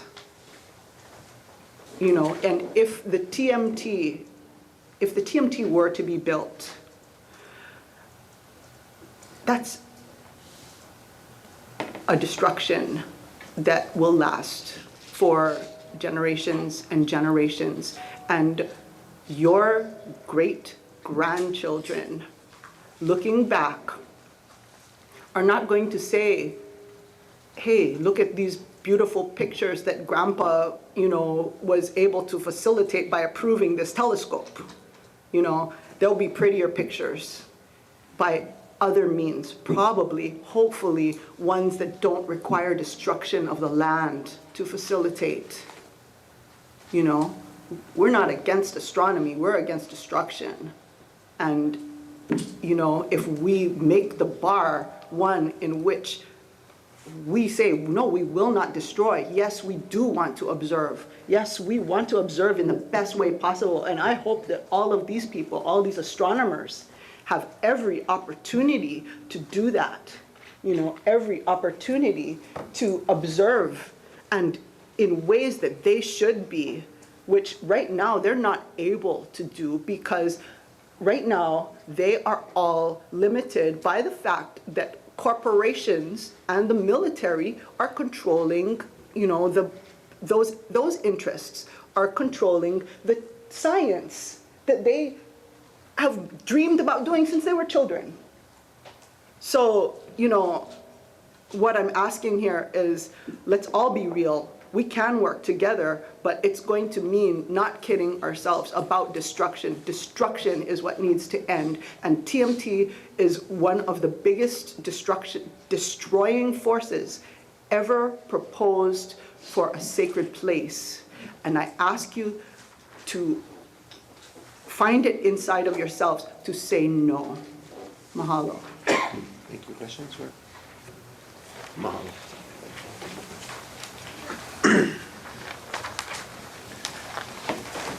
Chair Ayala and members of the board, I'm Leonard Hoshija with the Hawaii Carpenters Union. We submitted written testimony, so I won't go through it.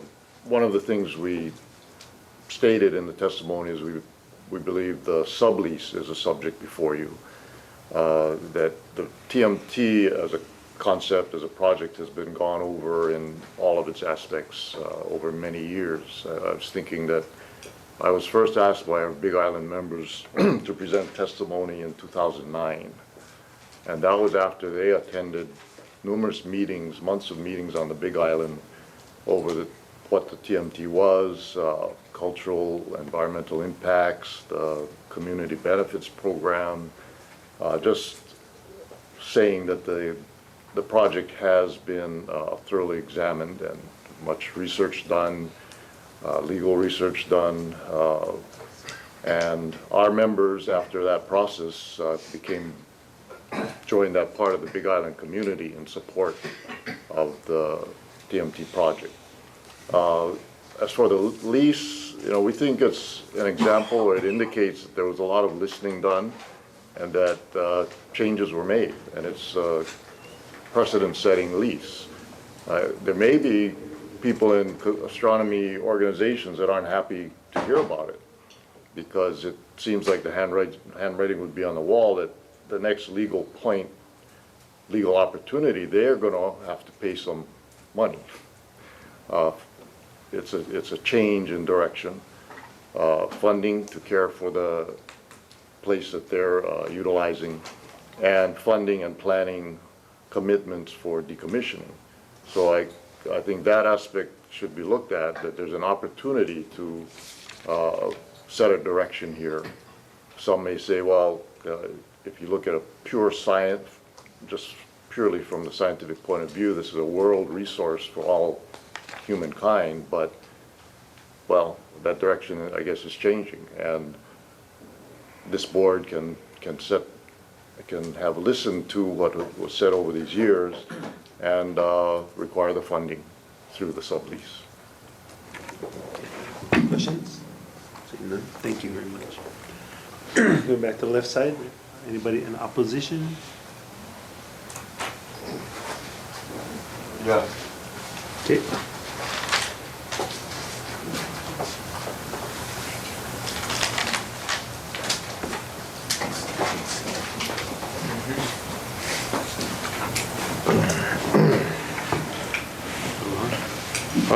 Aloha. Aloha. My name is Pono Kealoha. You guys, a lot of you are pretty familiar with me. You know I don't like to be here unless I have to. Yeah, it's my kuleana, yeah. I heard what Oʻahu had to say, and again, I feel ashamed that a fake state program keeps on trying to brainwash people to believe that our land was actually ceded. There's no treaty of annexation, so that needs to be correct. And what you guys are doing is, again, genocide to an illegally occupied sovereign kingdom nation. And you guys know that there is no treaty of annexation. Who are we fooling now, yeah? This pohaku that I wear is more valuable to me than all the gold in the world because of what it represents. This is my future. This is my right to live as a sovereign person, to be able to feed my family and take care of myself. I have children, and they're going to have future generations, and I can't see them sleeping in by a garbage can, picking through a garbage can, struggling for water on what you guys are doing and representing and destroying, yeah? Again, kuleana. Some of you have koko. You know what that's all about, yeah? You've been trained. You know, yeah? So I'm asking you, use your manao, yeah? Use your na'au to your kuleana. Activate your activism to the Pono direction, yeah? Mahalo. Thank you. Next, somebody in support?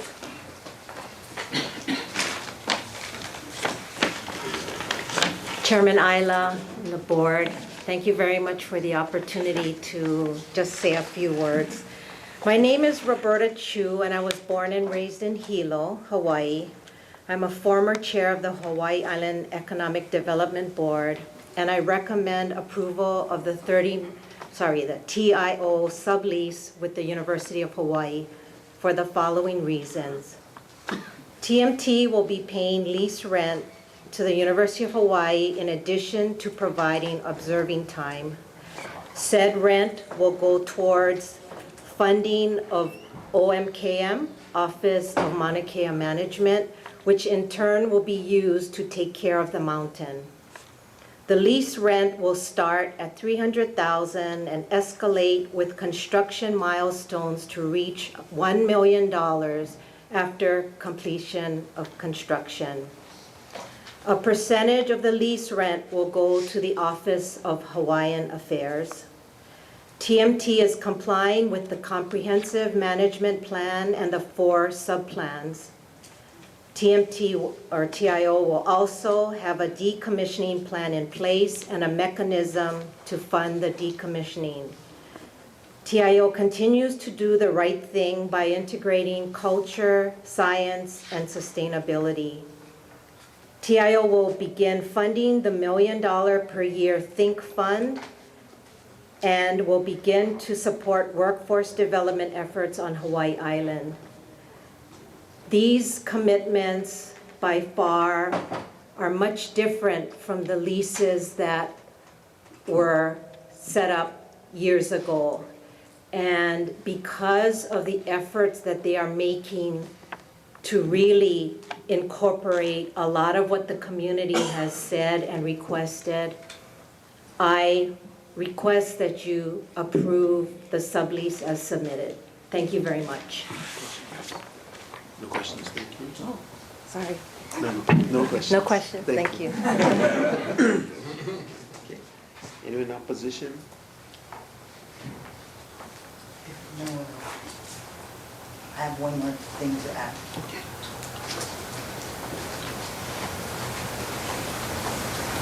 Thanks for letting me come again. Aloha, Kealoha, Pishoda. I want to say something about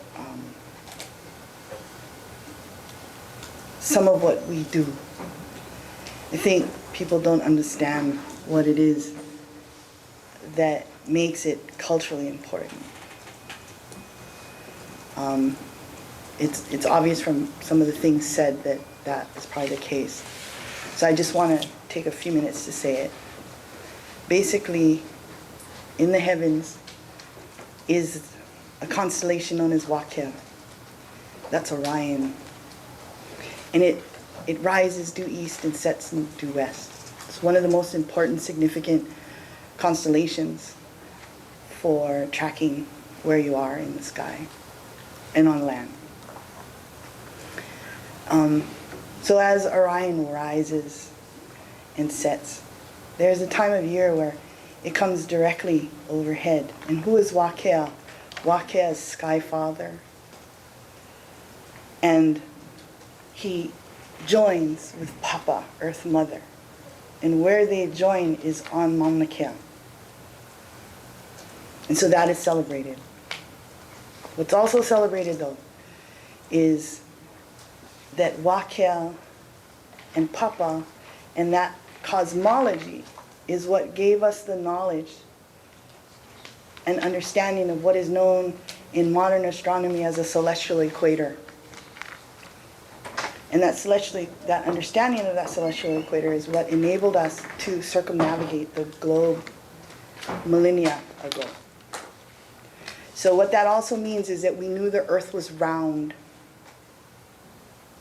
And we basically used that knowledge to help people the Pacific, which is thousands of miles of little tiny islands. And we could only do that if we were very, very accurate. And that knowledge and that celebration of those things are the things that we are going to lose our ability to see. See, because to celebrate it, you have to see it happening. So we see it at different times during the solstice, during the equinox. You heard in 2012 when all these things were saying, oh, all these prophecies, all these things. But 2012 is a time that we too understand that our prophecies spoke to too. Because that was the 26,000 year cycle when the whole heavens go completely around and come back to the same place. And our people understood that time, along with the early Egyptians, the Celtic shaman, all of these peoples around the world who studied the heavens studied it without telescopes. And they knew that the sky was moving, and in 26,000 years it would come back to its location. These are the kinds of things that our people understood and that we are trying to keep this knowledge. And that's why we have passion for it, because if we lose this ability, we lose our sense of time and space. In Hawaiian, the same word, au, is the same word for time and the same word for space. So these are the things. The modern astronomers cannot be compared to what the ancients knew. But what the ancients knew, they don't compare to necessarily modern technology. But let us not be confused and claim that what our ancestors were doing is what they're doing now. Because to be honest with you, what our ancestors did and gave as a gift to mankind was the consciousness and cosmology to understand that you could sail the earth and not fall off. And it was only a couple hundred years ago that the West figured that out. And I'm not saying that, that's a bad thing, but let's give credit where it's due as well.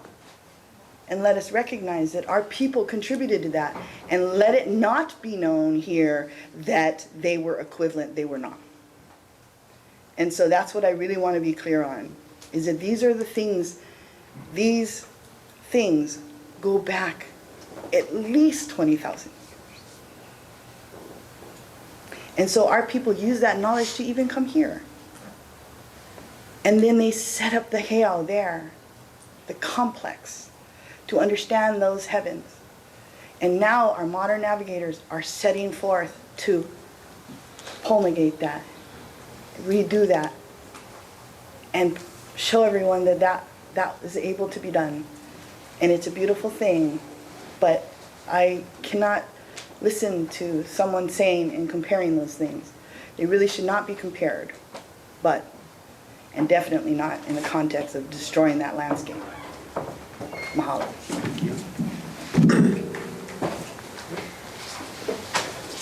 Going to the right again. Anyone in support?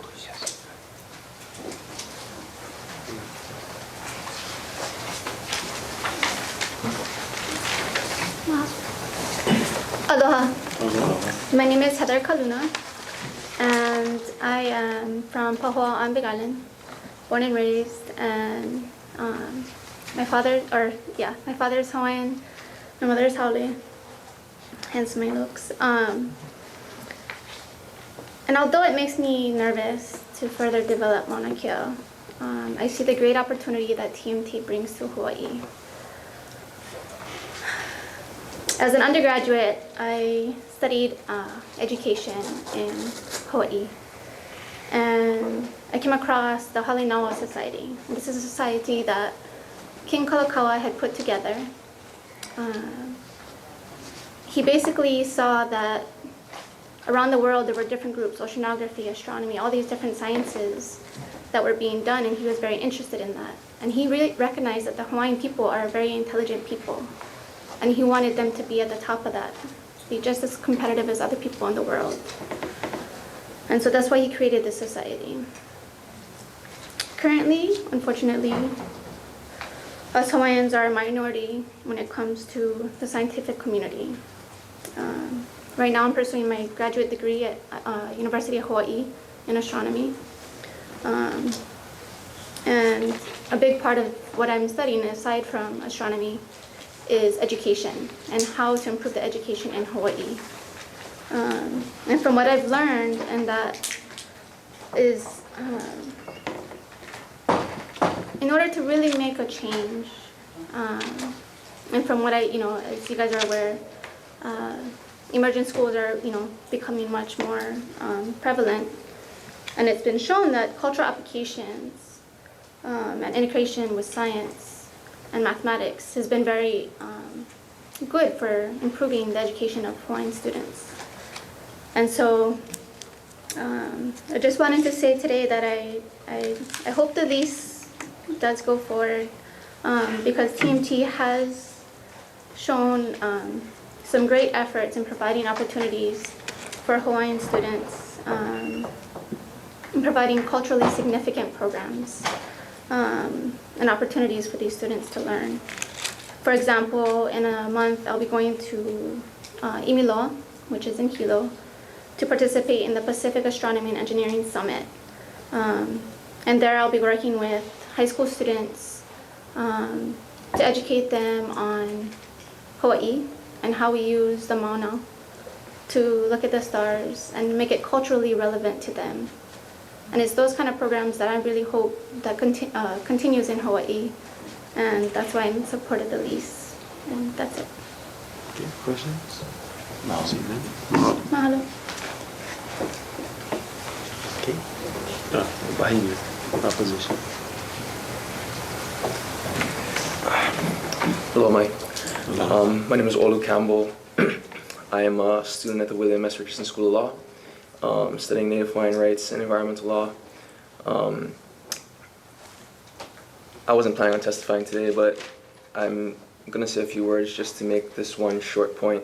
I feel pretty torn as well, since I studied sciences my whole life. I was an undergrad at UH in biology, and now between environmental law and Native Hawaiian rights, that conflict between, I guess, Native Hawaiian traditional cultural practices and, I guess, the continuation of sciences is, I guess, at the center of that conflict.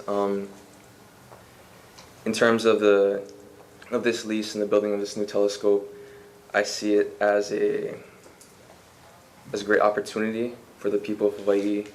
I see it as something that Hawaii would be proud to show to the world, that that these things are coming out of Hawaii. On the other side, I see that Hawaiians are here. Hawaiians are nowhere else. And these opportunities and these discoveries have other places to go. Sure, there may not be other locations the same as Mauna Kea, but there's nowhere else in the world that there are Hawaiians. Only here.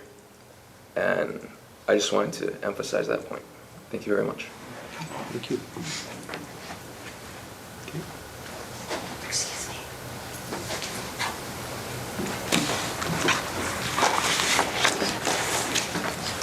Aloha Chair Ayala and members of the Board of Land and Natural Resources.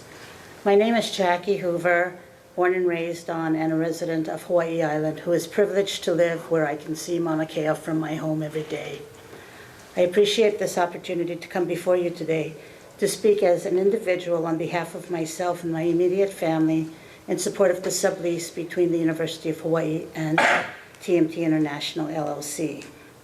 From the inception of proposing their project, TMT has consistently stated their desire and intent to establish a new paradigm and to do things differently on Mauna Kea than were done previously, and I believe the culmination of that desire, intent, and effort is evident today.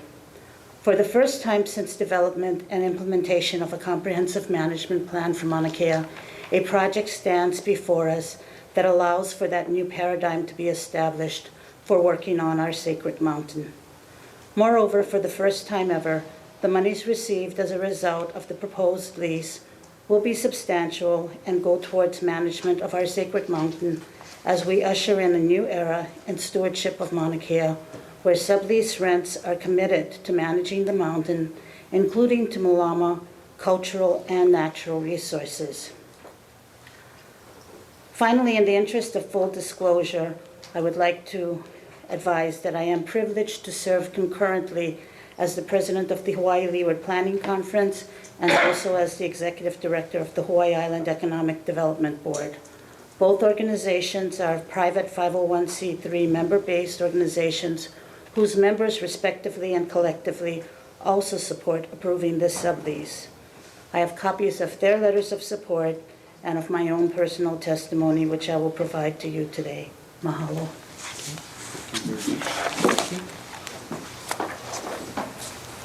Okay. Opposition?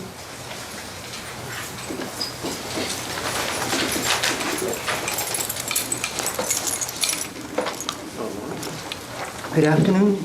Good afternoon. Hello. My name is Benjamin Manuel.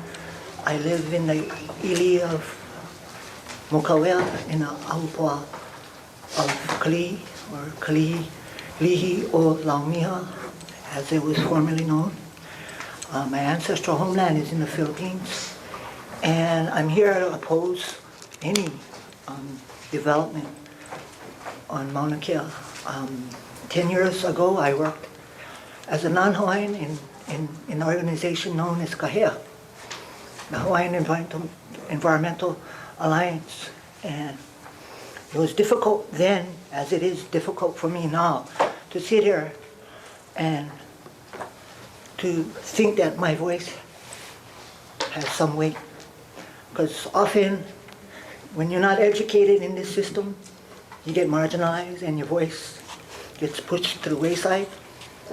And as we know, the history of this place, or the history of a large part of the world where native peoples, indigenous people have been displaced or disconnected from their relationship to their homeland. And it's happened in my history too, in terms of what happened after they came here. They went to the Philippines, and there was some things that happened there that I'm sure Americans aren't too proud of. And it's the same thing here, and what I see is this thing where we commodify the land, and we see it as something that we can sell, we can prostitute, and we can profit off. And I hate to put it in that terms, but when we really look at it, that's, I think, what's happening here. Because people come in and they bring out the wallet and they say, we got this much, and this is what we can afford, and this is what we're willing to pay. And so all you gotta do is sell yourself out, you know? And if you're not selling yourself out, and if you go for it, and if you don't,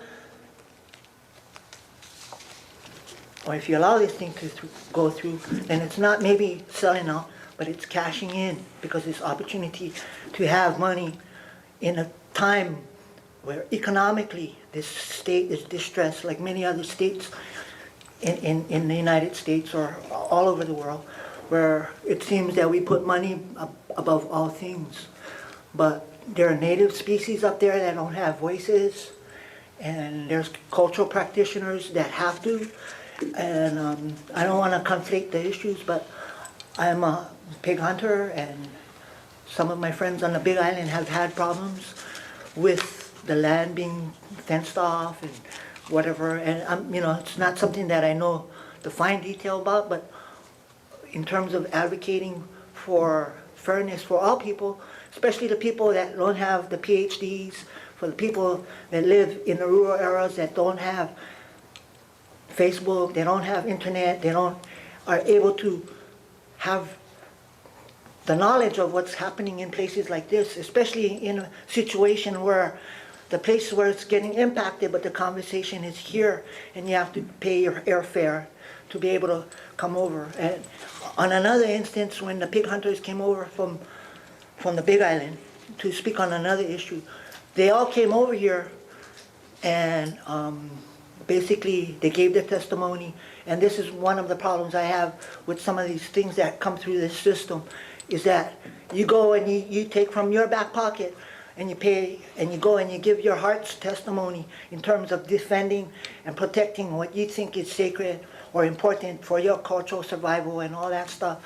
And then they turn around and they gut it, you know what I mean? And I'm not here to talk about that, but I'm talking about Mauna Kea.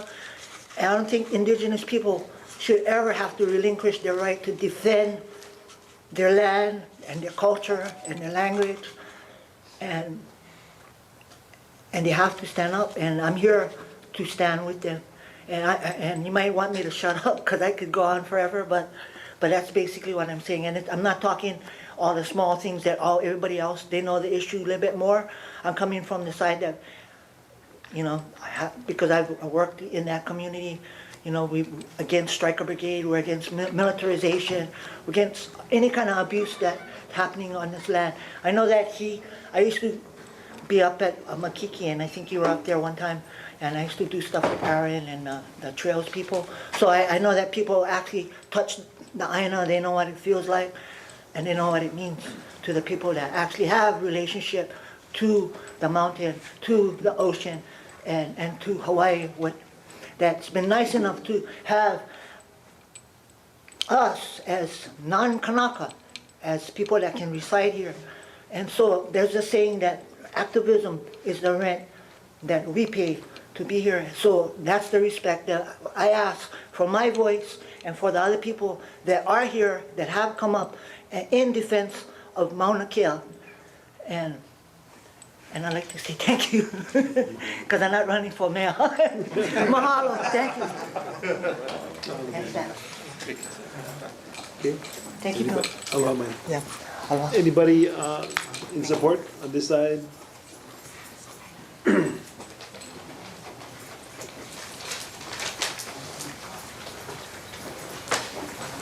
Aloha, my name is Crystal Schlechter. Mahalo for letting me speak today, and mahalo to everyone else who gave testimonies today, because I'm an astronomer in training. I'm a student at University of Hawaii at Hilo studying astronomy and physics, and so being from that, I generally only get the astronomy side of the story, so it was actually kind of relieving and really welcoming to hear everyone else's side of the story as well. With that, sorry I don't have a written testimony or any notes, and I get really nervous talking in front of people, so I'm going to try not to babble like I'm doing now. I support TMT and its sublease because I came here three years ago from Oregon, where I first got interested in astronomy, but you can't see the skies there, so I definitely had to get out. And my professor told me about Mauna Kea and how it had the world's best observatories here and the most opportunities for astronomers here on this island. And that's when I decided that I was going to attend school here. Excuse me. Being here these past 3 years, I have been the president of the University Astrophysics Club at UH Hilo. I have participated in numerous events such as Onizuka Day, Astro Day, other outreach events. I volunteered at the Visitor Information Station up on Mauna Kea many nights. and have spent 60 to 100 plus hours up there doing my own research. And I can definitely attest to you that it's not just some piece of barren land. It's very much alive, at least in me, so I can understand that perspective.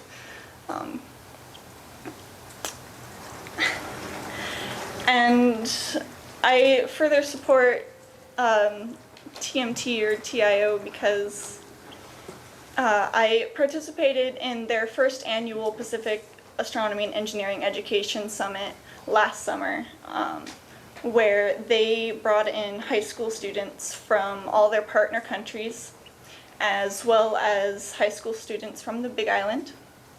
And they participated in a week-long science training school thing where they did a bunch of different experiments. They got to hear from many different astronomers and other people around the community. And we got the opportunity to take these students up to Mauna Kea with our telescopes and show them the stars, which a lot of them had never seen before because they were coming from really big cities such as Tokyo. And that's probably the best night of my life, to go up there with all these kids and be able to show them things like the rings of Saturn or the moons of Jupiter or the phases of Venus. And they're just blown away. And then I show them a galaxy and they say, you've got a smudge on your telescope, because that's what it looks like. And then I can explain to them that the observatories just a couple miles above us are doing the real science, and they're looking further, and they've got way better pictures than our silly little telescopes have, and how important those telescopes are. So I'm coming from a position where this is where I consider home now. I'm in the process of getting residency because I can't ever imagine living in Oregon anymore. This is where I want to live. Astronomy is what I want to do, and this is where I want to do it. We have the best resources here. Just last month, I had some students from my old high school in Oregon email me and ask me where they should go if they wanted to study astronomy, and I told them, hands down, you should come here. This is the best place to do it. There's so many different opportunities that the observatories up on the mountain offer, such as the education summit that TMT is starting to put on. And I believe students should have these opportunities, and if you decline the sublease for TMT, then yeah, all the astronomers are going to start going other places, and you're not going to get that pull of students in to support this community.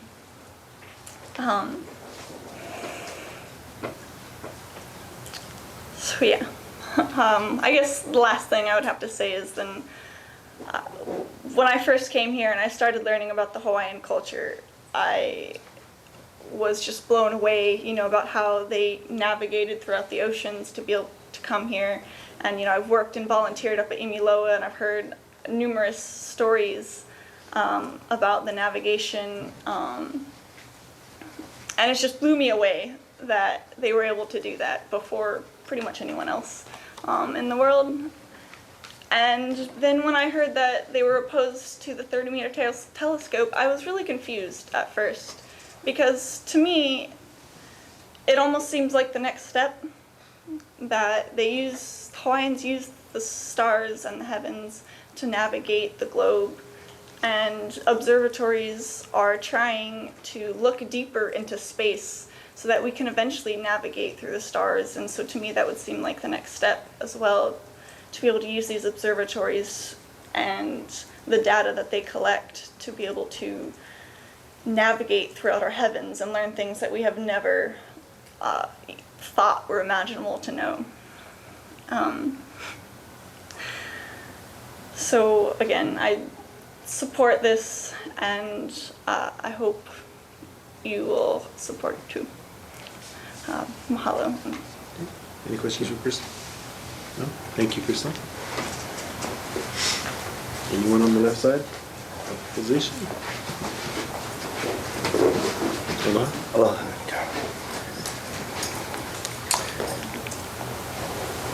Well, I don't know what to say. I was sitting out watching all of this, and there's so many great things were said. I thought I'd, with your permission, to sing a little song that came to me when I received a message on the Big Island about the waters being diverted and taken away up in Kokee. And as the song came to me, it eventually led to a part of it that said, had a song about the subject matter, what is today. It's a very short song, and I'd like to just give us your name for the record. Rico Martin. Rico, okay.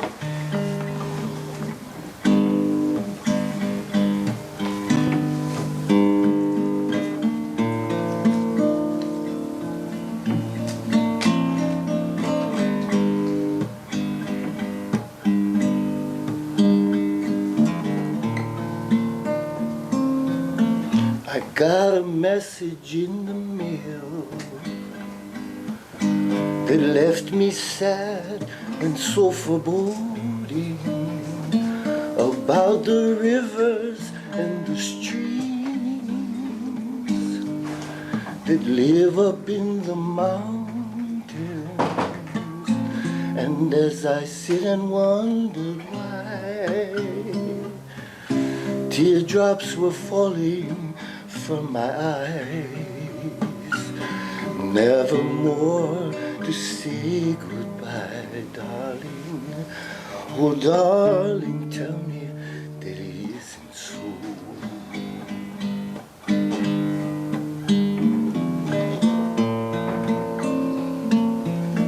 And tell me, what about those trees? Dragonflies, butterflies and bees, and all the flowers in bloom, sweet Mokiana perfume. Why are we looking into space? Are we looking for another place? I hope it won't be a disgrace, darling. Oh, darling, tell me that it isn't so. Tell me what I want to know. I got a message in the mail that left me sad and so foreboding about the rivers and the streams that live up in the mountains. And as I sit and wonder why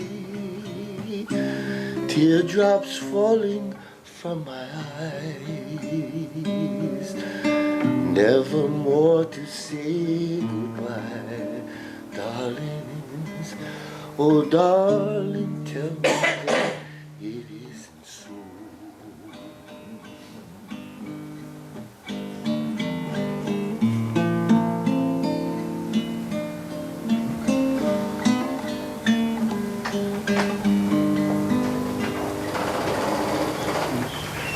And the only little thing I was thinking about,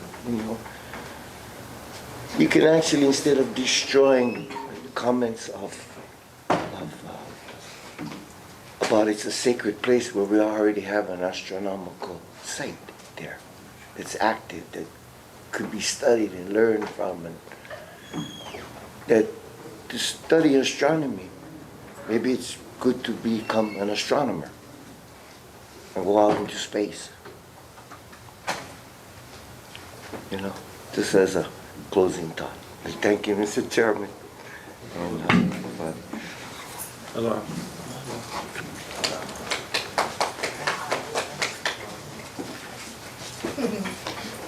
Anyone else testifying in support? Is there anyone testifying?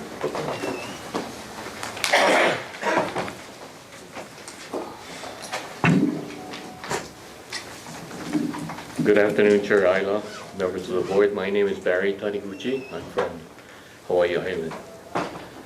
My involvement with Mauna Kea has been an extended journey from small kid time, seeing Hilo's majestic backdrop every day, to later in my life when I had the honor of serving 12 years on the Mauna Kea Management Board from the years 2000 through 2012, the last 6 as its chair. Although my tenure with the board has concluded, I remain passionate about the management and stewardship of Mauna Kea and continue the success and want to continue the success of astronomy. TMT has acknowledged early on the need to follow the university's lead, primarily to the Mauna Kea Management Board and the Kahuku Council, about showing respect for and addressing community concerns, providing assurances that the community enjoys the benefits that Mauna Kea graciously offers, and demonstrating its commitment to the university, the community, and the university community-based management in protecting the cultural, natural, and scientific resources. TMT has clearly demonstrated its commitment to do the right thing. It will be given $1 million annually for science and math educational scholarships and programs to the Hawaii Island New Knowledge Fund, or the Think Fund, of which $750,000 will be available to the Hawaii Island community as a whole, and $250,000 to the Keali'i Pauahi Foundation specifically for Hawaii Island Native Hawaiian students. The Think initiative provides Native Hawaiians for whom Mauna Kea is especially significant, with 2 avenues for educational grant support. TMT is also actively involved in establishing and funding a workforce pipeline for Hawaii Island, providing educational and training opportunities for technical, administrative, engineering, and high-tech related jobs. For the past several years, TMT has been supporting public school STEM programs. TMT accepted UH's negotiated sublease rent of $1,080,000 annually when it achieves full operations, following a phased step-up rent schedule beginning with $300,000 at the start of construction. And finally, TMT has committed to decommissioning its summit facilities at the conclusion. Just for clarity, the $17 million mentioned on the decommissioning fund is in 2013, 2014 dollars, will be adjusted for cost of living adjustments onward, and the sinking fund of $1 million a year will be earning interest, so that at the end, at the conclusion of the 50-year period, we're talking about a cumulative amount being put together over $80 million. So, it's not only $17 million at the end to decommission. It's going to be building over the number of years that the lease is in existence. This is the first Mauna Kea sublease where significant rent will be paid by an observatory. The proposed lease rent is substantially more than fair. The lease rent TMT will be paying will go toward the management and stewardship of the mountain, with a percentage going to the Office of Hawaiian Affairs. Your support of TMT's sublease is not only about the benefits for TMT and the university, but it is a vote of support for the economic and social educational benefits for Hawaii Island, its community, and as well as the state of Hawaii. If there are any questions, I'd like to comment to some of the comments made earlier, which I heard, which I think I think deserves some kind of response. And for example, I think there was a question about they said that the non-ELO lease was a fair market value appraised lease. It was not. The non-ELO lease was an auction lease. So you cannot compare. It's 2 different things. So I'm sure you're familiar with those things that are said, and then you'll know the differences between what was said and what the real story is. I think that the master lease, for example, it's not talking about extension of master lease. The university is looking at a process where perhaps we can cancel an old lease and enter into a new 65-year master lease, and that's the process that's going through now. So as someone pointed out, extensions are not legal, which we agree with, and this is why I think we're approaching it on the basis that we want to do a new lease with the understanding if the new lease is agreeable, that we cancel the old lease and substitute with the new lease for a 65-year period term. Now, one of the things mentioned also is about the older observatories. Well, why can't they pay subleases? Don't forget, these leases were generated in the 60s, 70s, and 80s, these subleases. At that time, there was no requirement for any kind of payment. One of the reasons for a new master lease that we want to do is that we will, if we get this successful in doing this, we can go to the older observatories and try to negotiate new terms or renegotiate the terms of their present lease. Right now, we cannot do anything with the lease legally until 2033 anyway. So by doing this, what we came for 6 months ago, and in the process of trying to accomplish, we'll be able to do a lot of things that were mentioned today. Get lease rents from the new observatories, older observatories, and things like that. So, you know, the Mauna Kea Management Board, Office of Mauna Kea Management, has done a lot in the last 14 years. I think there's a lot more we want to do. And one of the members of the Ka'u Mauna Council made a statement: if astronomy is not on a mountain, who's going to take care of the mountain? And that's really true. If we don't get TMT there, we send a message to the world that we don't want astronomy here. And as these 2033 leases go, they won't be around. Industry goes out from Hawaii. And who's going to take care of the mountain? Nobody. Nobody's going to be left to take care. I know the Department of Land and Natural Resources had a difficult time because there was no revenue source. At least a new master lease, at least a new sublease arrangement that we worked on are mechanisms we're trying to put together so that we can protect the mountain. I think it's very important that you consider that in your deliberations. If there are any questions, I'll be glad to answer them. Okay. Questions for Greg? Thank you. Thank you. Okay, last chance before we close public testimony. Anyone else wishing to give testimony? Ben?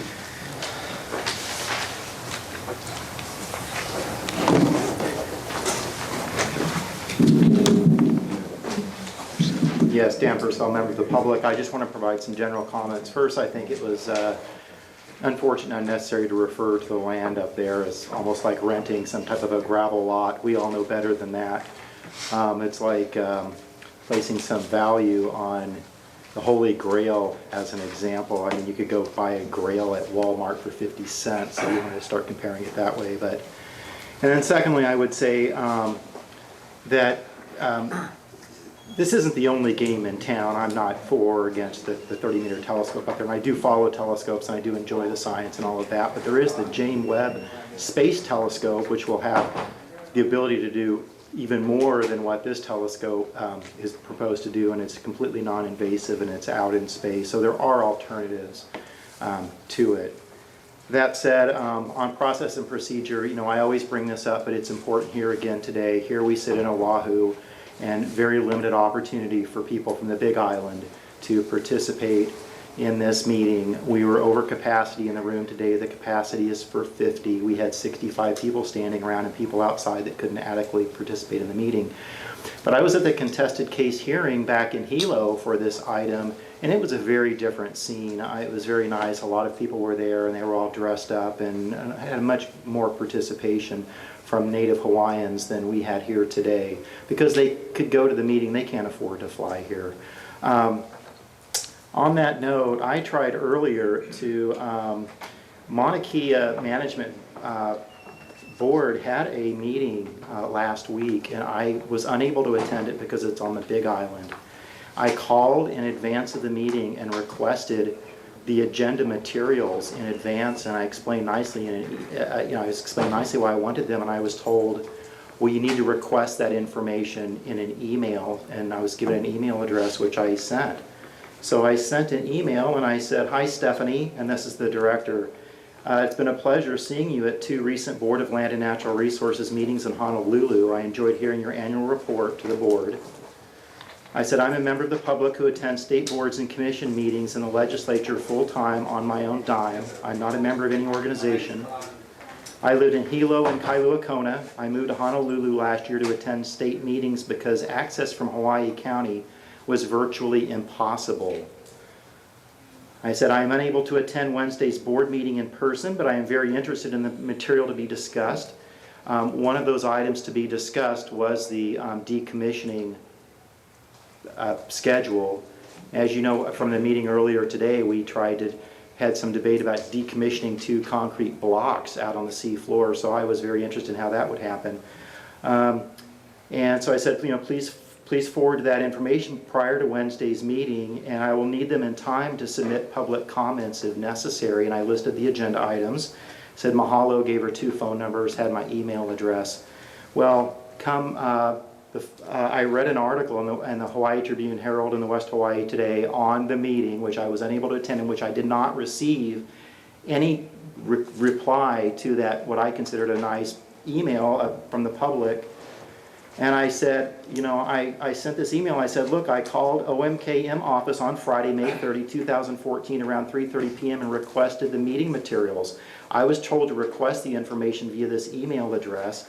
I am very disappointed I did not receive a reply email, the meeting materials, or a phone call. On Monday, I received two different phone numbers, urgent voicemail messages from Dawn, who was an assistant there, saying, I am so sorry, it's my fault, it's totally my fault, you didn't get the material. And then, please call me back. Well, I called back on Tuesday, and I was told, oh, well, the director actually did email the material to you. You must have lost it. So she forwarded an email to me. It was a University of Hawaii email address. They've had a lot of email problems. So I never received the email, and this is one of the problems. Their materials are not posted on the website. The materials for that meeting, the Mauna Kea Management Board, are not posted on there. They don't stream their meetings. If you want to find out what happened at the meeting, it's going to take many, many months. They don't publish the minutes for a long time. There's no video. Even this board today was still approving minutes from March. So if you weren't in attendance at today's meeting, you're not going to know about it possibly for even months, and it's only going to be the minutes. So participation is very, very limited. So she said, well, you must have lost it. And I said, well, I don't lose email regularly. I don't have any history of losing email. I know the University of Hawaii has had problems losing email and their servers going down in different things. So, it's one of those he said, she said things. I can't prove it. Maybe the National Security Agency would know. Did someone go in and delete the email? Did it not make it through the UH server? The long story short is I did not get that email, and it's unfortunate. And so again, I want to stress the fact that these meetings need to have more access by people, especially in a very, very important case as this, which we're talking about the Mauna and different things. And just going to Hawaii isn't enough. If you go to Hawaii, I want to still be able to participate in the meeting and observe it. And I am going to, with all the confusion regarding contested case hearings, it's very confusing if they're public, if they're not public, will they be heard, will they not be heard, when they'll be, and I'm going to reserve my right, request that here today, reserve my right to a contested case hearing, just so that I can participate, not that I necessarily will object to whatever decision you make, but just so I'm sure that as a member of the public, I will be entitled to participate in the process, even when it happens. Mahalo. Thank you. Anyone else before we close public testimony?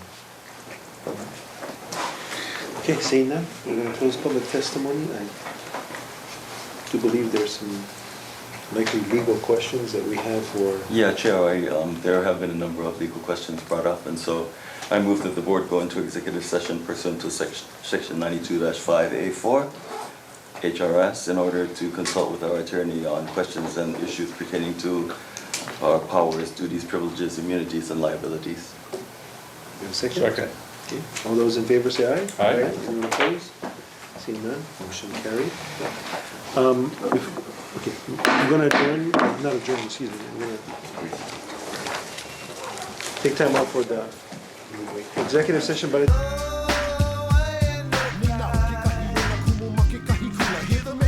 music and you cannot handle, and then you wanna shut us up so you start screaming scandal. You say we're fighting for no reason and that we only fail. If intelligence is a crime, then I belong in jail. No more watching the world go by, my friend. Somebody gonna die if I see my tutu cry again. Hawaiian man, Hawaiian land. I rap it for Hawaiian, and if you ask me why I rap Hawaiian, then I tell you cause I can. You cannot understand, so you start dissing. The last person that tried to shut me up is still missing. This is the land, so tell me why must we pay rent? If I happen to ignore you, it's because you're ignorant. Pidgin is the dialect that I select when I talk. Ikia oike o lilo Hawaii, but tell me, can you walk the walk? You say library, I say library. I tell you why I call it the library, cause that's where they bury all the lies. You can't believe everything you read. The words of our kupuna is all you really need, and then you tell me that I'm arrogant because I call you ignorant. When it's apparent that you're blaming me for your stupidity, when you should blame your parents. Pilgrims, that's the way it is. Not prejudice, I'm just telling it like it is. My words upset your belly just like indigestion. To snap or not to snap, that is my question.